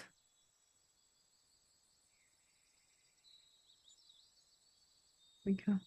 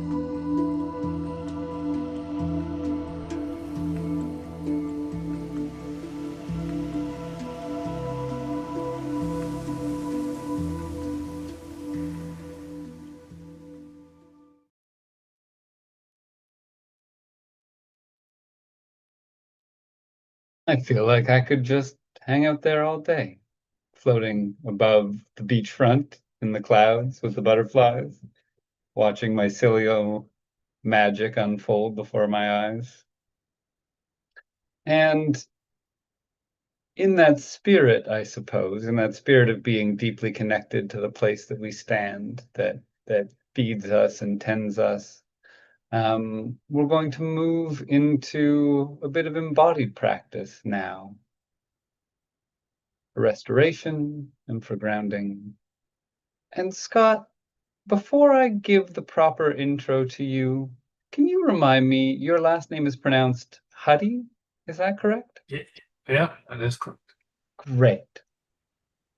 Scott Edward Huddy is a civic educator, visual artist, and digital design strategist whose work bridges education, technology, and structural reform. A former senior instructor at the University of Oregon, Huddy pioneered student-centered systems emphasizing digital portfolios, creative entrepreneurship, and civic learning. His contributions to the Prosperity Loop bring a unique synthesis of aesthetic thinking and systems architecture, helping design policy frameworks that circulate value, regenerate communities, and uphold ecological boundaries. Whether through code, curriculum, or canvas, Huddy's work reflects a lifelong commitment to structures where people and the planet can thrive. And in this moment, he's going to invite us deeply into our bodies and into the extended aspects of ourselves as he leads us in Qigong circling hands. Welcome, everyone. I'm grateful to be here. So all of that intro, I think the primary word there was circulation, which is what we're going to do today. We're going to play with circles. We're going to play with our energy. We're going to do some Qigong. We're going to move our hands around. So what I'd like everyone to do, if you're able, I'd encourage you to stand up. You can do this practice sitting down, but standing up, I think, is going to be more useful. I think it's gonna feel better. It's gonna do something more for you. On that, if you have shoes on, I'd also encourage you to take your shoes off and feel the ground. So I'm going to stand up as well. Chair out of the way. And we're going to start our circles. We're going to just rotate our hands. There we go. We're going to rotate our hands. Making circles with our hands and our wrists. And settling into our body. And go the other way.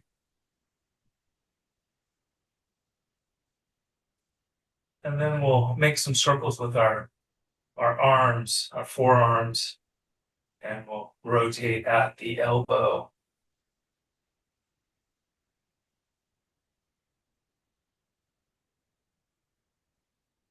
And then we'll switch directions.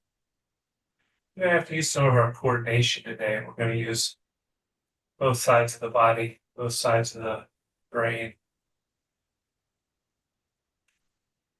And then let's rotate the full arm, some big arm circles.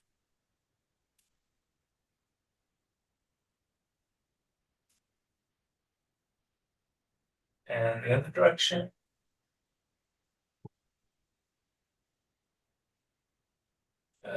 And then put your hands on your waist and on your hips and kind of bring your feet together. And we're going to circle the hips. A hula hoop. Round, round. Go the other direction. And then let's see if you can see. There we go. There's my knees. So we're going to rotate the knees. Put our hands on the knees. Gonna rotate. Be careful of the knees. We're going to protect our knees. And then go the other direction. Making little circles. And then go ahead, rotate the feet. Kind of leave it on the ground, but I'll just raise it so you can see. And rotate the foot, the ankle. This gets the whole leg moving as well. And then we'll do the other one. One direction. Rotate the other as well. Good. So we started with some circles. We've kind of warmed up a little bit, shake out. We're gonna circle our hands. And to start with, we want something between our hands to hold, to work with. And we're gonna work with our energy, our chi. And we wanna start by forming a chi ball. And the way we're gonna do this, what I'd like you to do to start with is chi is kind of this ephemeral thing that maybe we don't have direct sensation of. But what I'd like you to do is take the palm of your hand and kind of bring it over the back of your other hand. You can hold it there, move back and forth. You can come away, bring it towards the back of the hand. I want you to see if you can sense anything. If there's anything there. Kind of get in your mind what that means, maybe to the other hand as well. What that sensation might be. Lots of different things people feel or don't feel. It's fine either way. But some of those might be heat or coolness. Some people feel magnetism. There's other sensations, I'm sure, that people experience. So we got a kind of a sense there at the palms, kind of generating something. What we're going to do is we're going to form a ball, and I want you to feel between your hands that sensation that you felt on the back of your hand. You kind of just move the hands around, back and forth, forming a ball. You're imagining that ball there. Maybe you're feeling or sensing that ball, right? And that ball could be any size. It could be a small ball between your hands. Make you dizzy there. Could be a little larger ball. Be a big ball, bowling ball or a soccer ball. It might be a beach ball. You're going to play with that, get a sense of how that works for you. So form that ball. And now what we're going to do is we're going to circle that ball. So you're going to draw into your center and up and out and in and up and around. So we'll just go ahead and do that for a little bit here. And we're going to make 10 or 15 circles one direction. The whole time feeling that ball between your hands, rotating. And again, your ball might be small, it might be large. Your circles might be small, or they might be large. It's all about what you feel, what feels right for you. And we're going to rotate the other direction.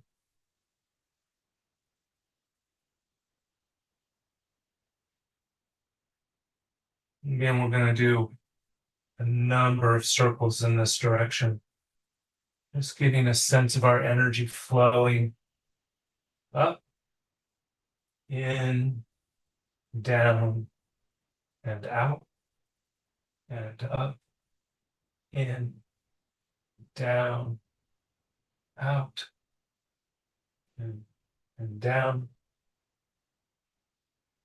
And then we'll bring the ball back to our center and settle down right there. And then what I'd like to do is notice your hands and the sensations that you may or may not have in your hands.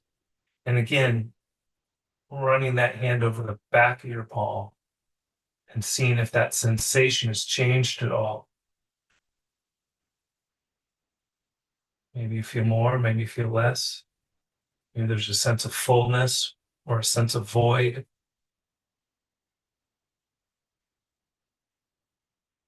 got a nice start. We're going to make some other circles, but I want another activity I'd like to show you with the hands is we're going to do pulsing, opening and closing of the hand. So to start, what I'd like you to do is just close and open, close and open.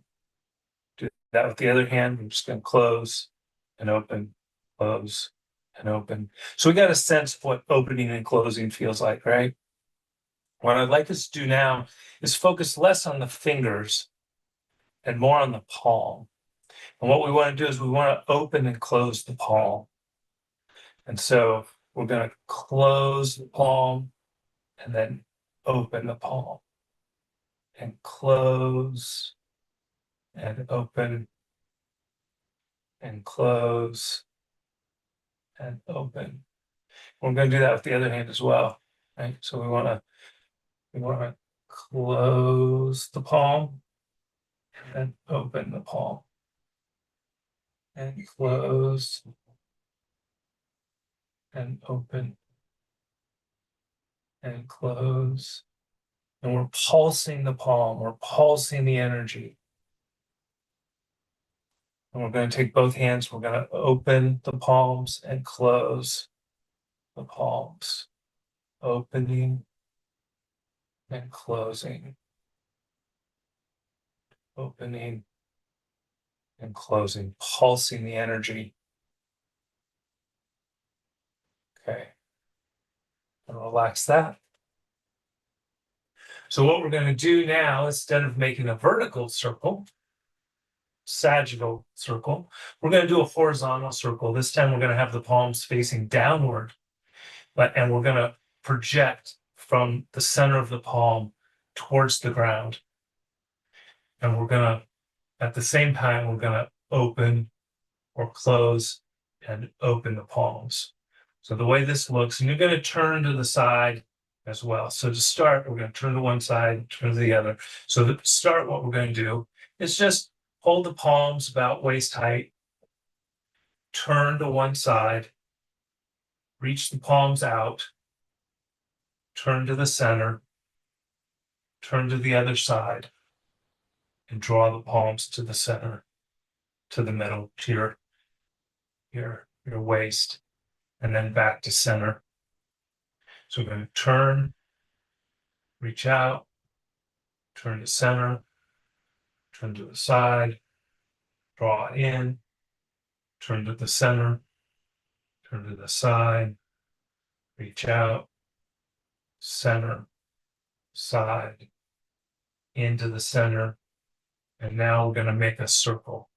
So we're kind of doing it linear there, just kind of get a feel. We're going to do a circle, so we're going to turn and reach out, and turn and draw in, and turn, making a circle, going in and out. And that center of that palm, you want a sense of kind of projecting downward to the ground, like you're drawing a circle on the ground. And if you can get the action going, you can open and close the palms, opening as you reach out, closing as you draw in, opening and closing, opening, closing, circling, cycling, circulating, moving your energy in a circle. And then draw to the center and go the other direction.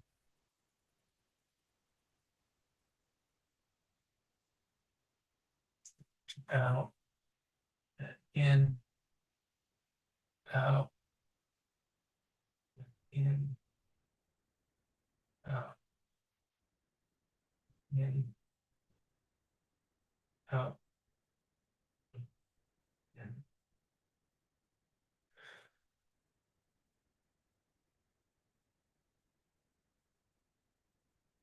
And on the last rotation, we'll just come back to center, palms at the waist. Just go ahead and let your palms face your belly. And again, noticing the palms any sensations you might have there.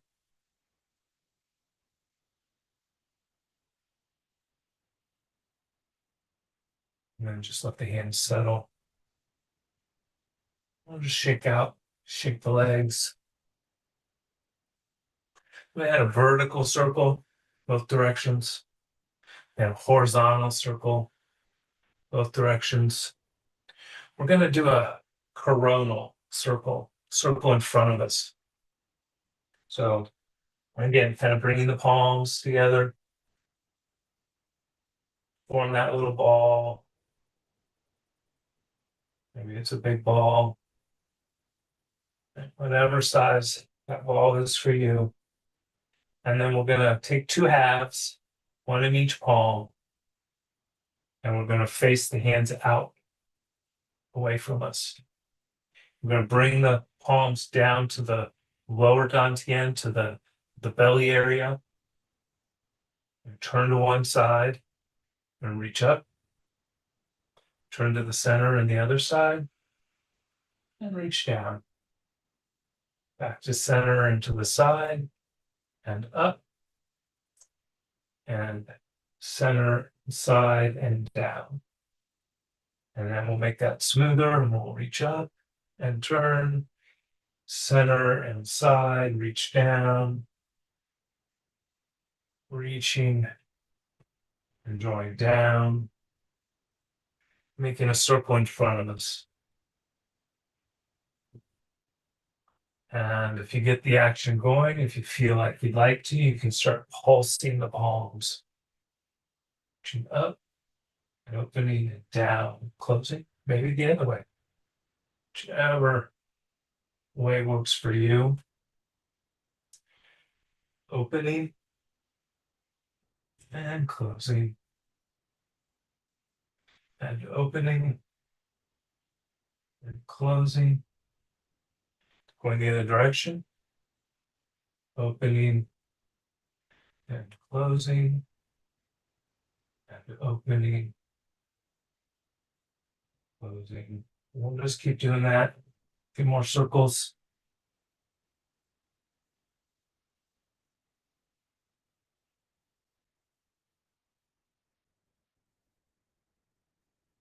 You get that pulsing going. Letting it happen. Doesn't have to. Not important.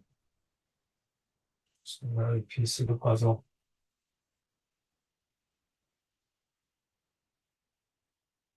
And again, the circle we're making in front of us, it might be small. It doesn't have to be large. Just be a little circle. It could be down low. Could be up high. Could go the whole way. Just making that circle. And then we're going to come back to center. And I'm going to encourage you to have your palms facing your belly. So your lower dantian, the center of energy. It's where all the meridians of the body cross and connect. And if you can get that pulsing, or if you just feel like pulsing, just let that happen. And get a sense of absorbing your energy into your belly. Filling up, storing that energy for later. We have two other centers. Qi, the middle dantian is at the heart center. So you can bring your hands up to the heart center. And maybe that pulsing will happen again. Maybe it won't. But you can stand here with the palms facing the center, or the middle dantian, the heart center, energizing the heart, filling the heart with good qi, positive energy. And then there's also the upper dantian, the third eye. You can bring your hands up here. And again, you can pulse at the upper dantian. And one dantian may feel more expansive than another. One might pulse more or less than another. We're just bringing in good energy, filling the mind, our creativity on both sides with good positive energy. And again, just bringing the hands down to that lower dantian, filling our body with physical energy. Absorbing. And then just relax. Notice any sensations in your body, in your mind, any emotions, any thoughts. Just letting everything settle before you move away. Just do a body scan from the top of your head down to your shoulders, elbows, midriff, hands and wrists, hips, thighs, knees, calves, down to the feet, dropping any remaining energy down into the ground to be recycled and released. And then we'll just shake out, move around, shake the body, maybe tap a little bit, settle things down. And then we'll just come back to what is next. Thank you.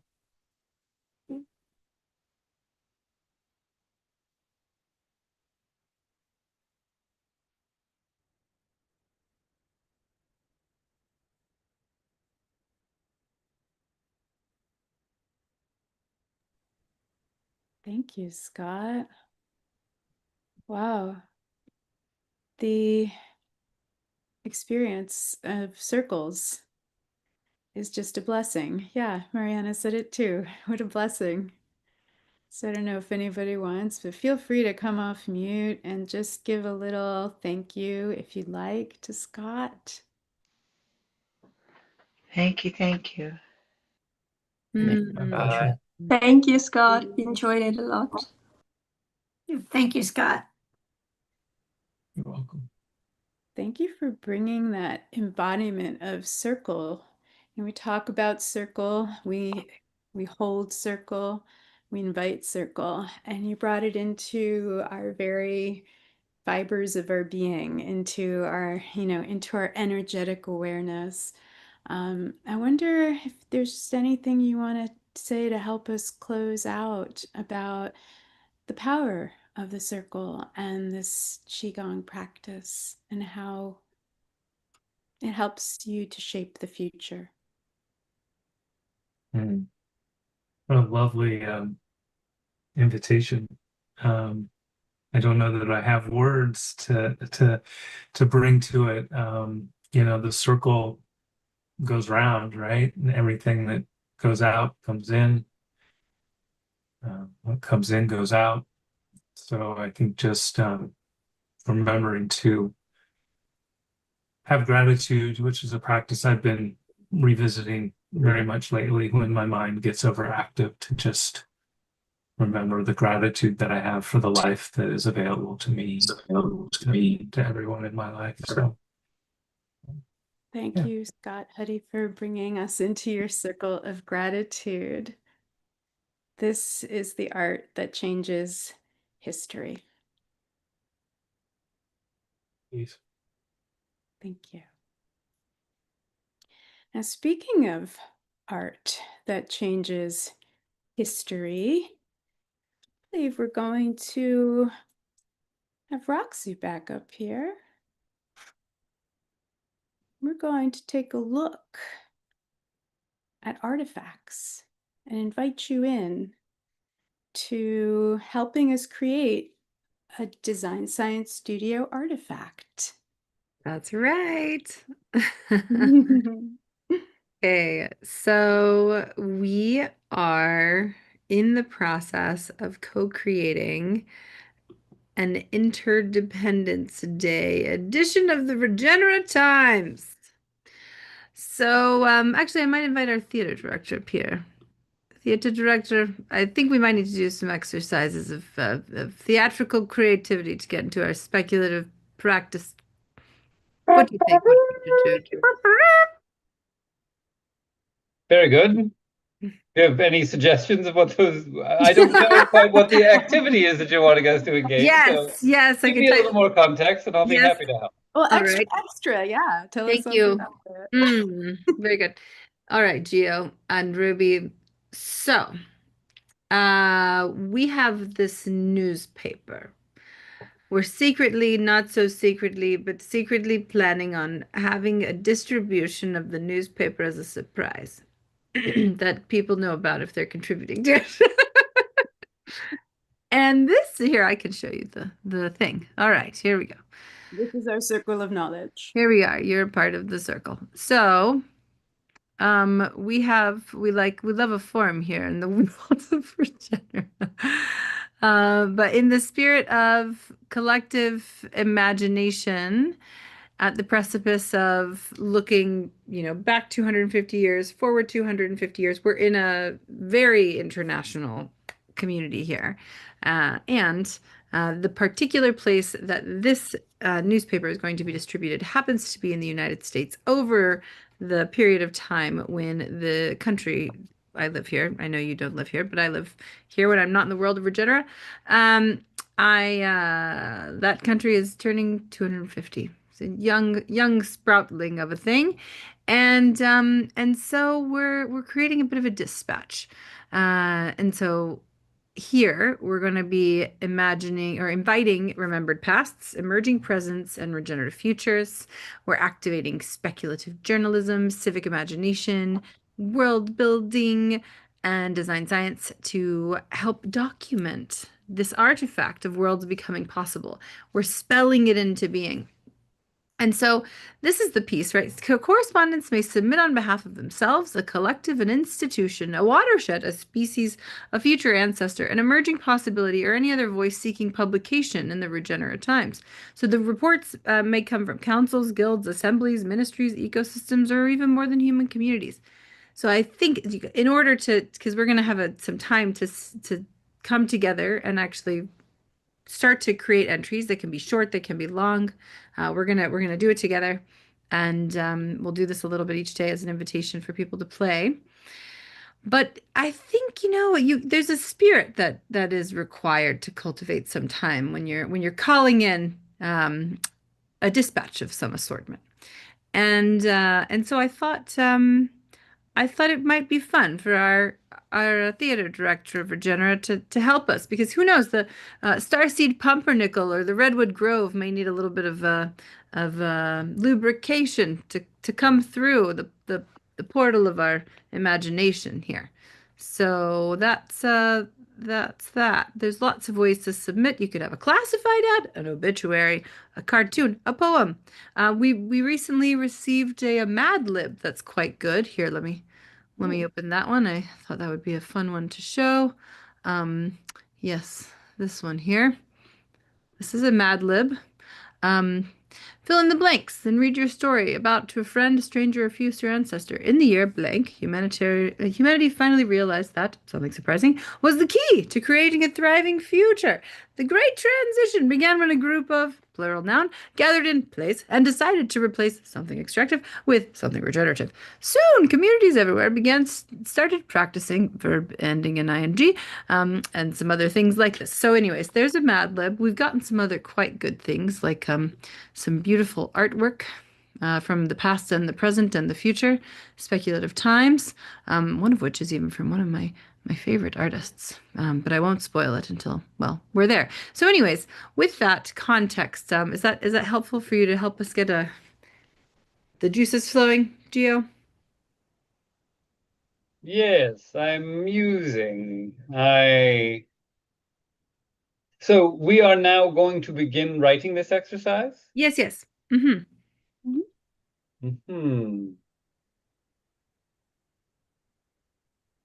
I shall consult my Ruby friends. to put on my thinking scarf, while Geo, you think of what we shall do. Very good. So I'd like everyone to take a moment and imagine yourself at the editor's desk. In fact, let's make it a little less hierarchical. Imagine yourself as in the ancient days of being a newspaper crier, saying, hear ye, on the street corner. So I'd like you to envision yourself in the world of your specific arena of Regenera. Wonderful. We have everybody has the appropriate headwear. This is very good. I'd like you to take a moment to envision where it is that you stand in Regenera. Are you in a forest grove? Are you in a cascading stream? Are you atop a tall building? Are you gathered with your family? I would like you to take a moment and imagine where it is that you stand as you begin to get the first dispatch for a headline. And in the space of your own privacy, with your camera, with your audio muted, or in the space of your bravery, if you choose to unmute, I want to invite you to say, hear ye, and then just allow yourself to speak the first headline that comes to mind. Hear ye, the oldest living tree has just turned 10,000 years of age. Hear ye, an entire school of luminous tropical fish have arrived with their declaration for how best to care for our aquaculture across the world. Hear ye, what? Just take a moment to find the words for yourself.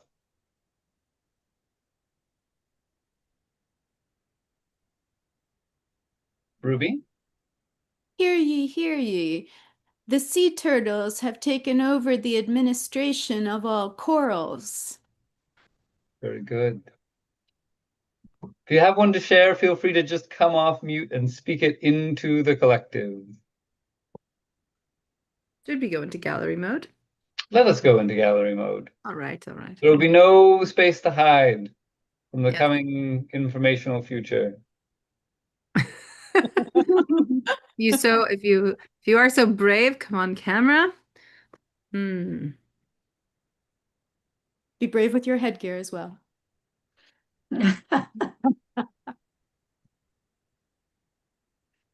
Just keep giving it a try. If you're just in your own space, keep trying out different headlines until one lands well enough that it wants to be spoken into the room. Kane, do you have one to share?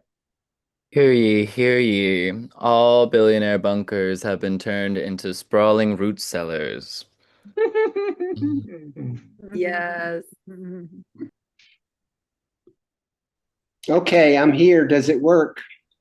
Hear ye. We hear rock in the call. Oh, good. Good. They just fixed the internet at this place just like 5 minutes ago. We haven't had it for over a week, and it just torrential rain and boom, now it's fixed and now on the air. Well, good to have you here, Rock. Do you have a news headline for us? Because we are in a news headline sharing activity. Oh, Buckminster Fuller challenged all of us to make the world work. And I've been working on that. How do we meet that challenge? And I've been working on an idea for 50 years, and I want to share I want to show the gist of what I'm up to and how to answer Bucky Fuller's challenge. So what would be the headline in the newspaper then? Make the world work. Hear ye. Hear ye. Make the world work. Yeah. Oh, Scott, it looks like you've got your appropriate headwear on. Fabulous. It's very important. Not essential, but it helps.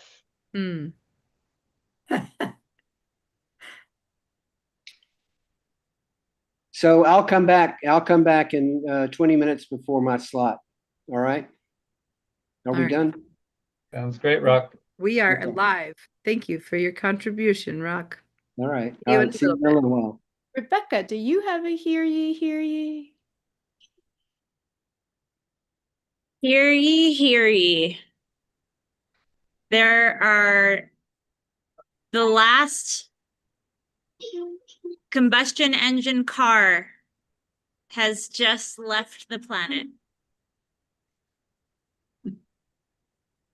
We're flinging our refuse into space in future Regenera land, or perhaps we found a portal that we can send all of our gas guzzling vehicles through.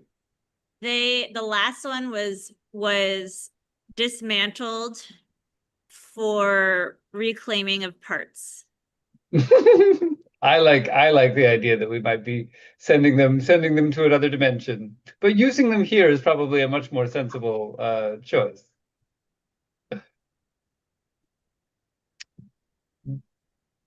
Dear Mistress Dandelion. Yes. In the invitation for people to transform this then into their own offering, how do they flesh it out then? It is a full article that we're inviting from everyone? Yes, yes. So we have options here. So we've got the hear ye, right? Mm-hmm. Hear ye, all the billionaire bunkers have, turned into root cellars. Fabulous. And so then you get to decide, is this what kind of thing is it?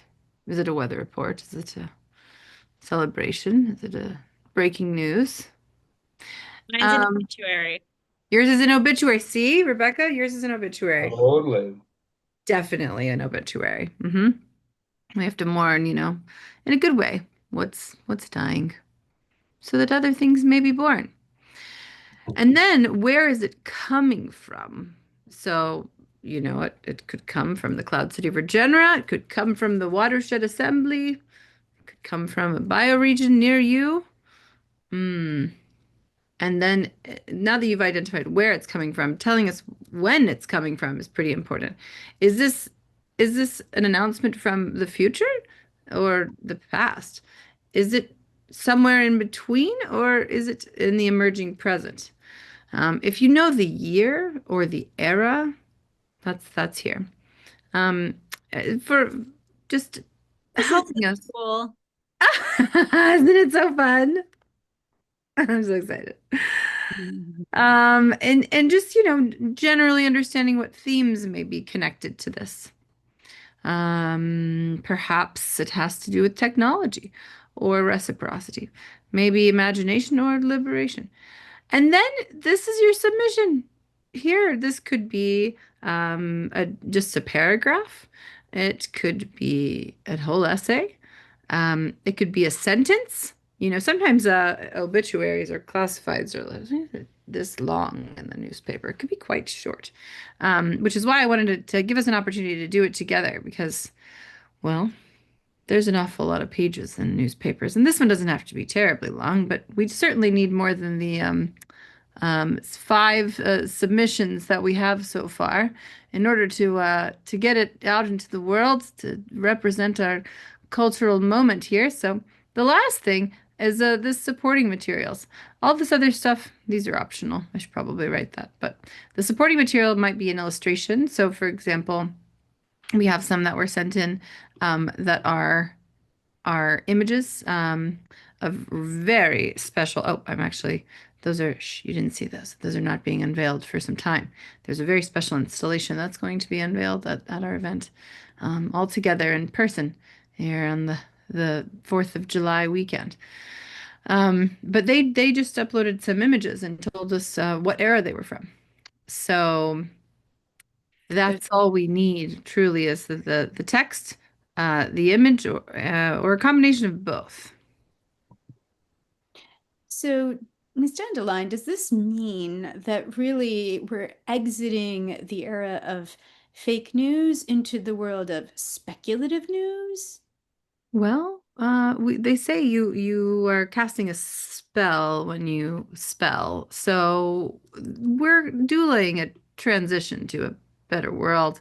And it requires us to get a little more articulate with what we're creating. So some might call it speculation, others might call it spell casting.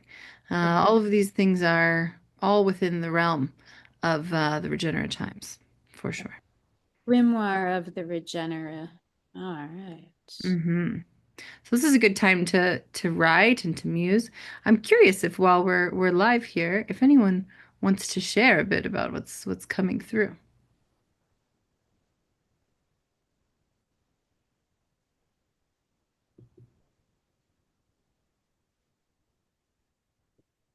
But if not, I might put some more nature music and vibes back on so we have some creative space. I think there is wisdom to that. And then perhaps after a little bit of musing time, people will have some musings to share. Fabulous. I love this. Okay. Well then, for anyone out in the live stream, I've been getting some cute messages from people, which is really lovely. I will put the link up again here. The form link is just bit.ly/regeneratimes. And if you go to that, it goes to the form, and that form does have a link back to that document if you prefer to do it in a document and then copy it over. So I'm going to put on our beautiful nature vibes from our friend Louis, and we'll just have some time to work on our submission here for the regenerative times. And you're welcome to do more than one. And have fun. It's an invitation.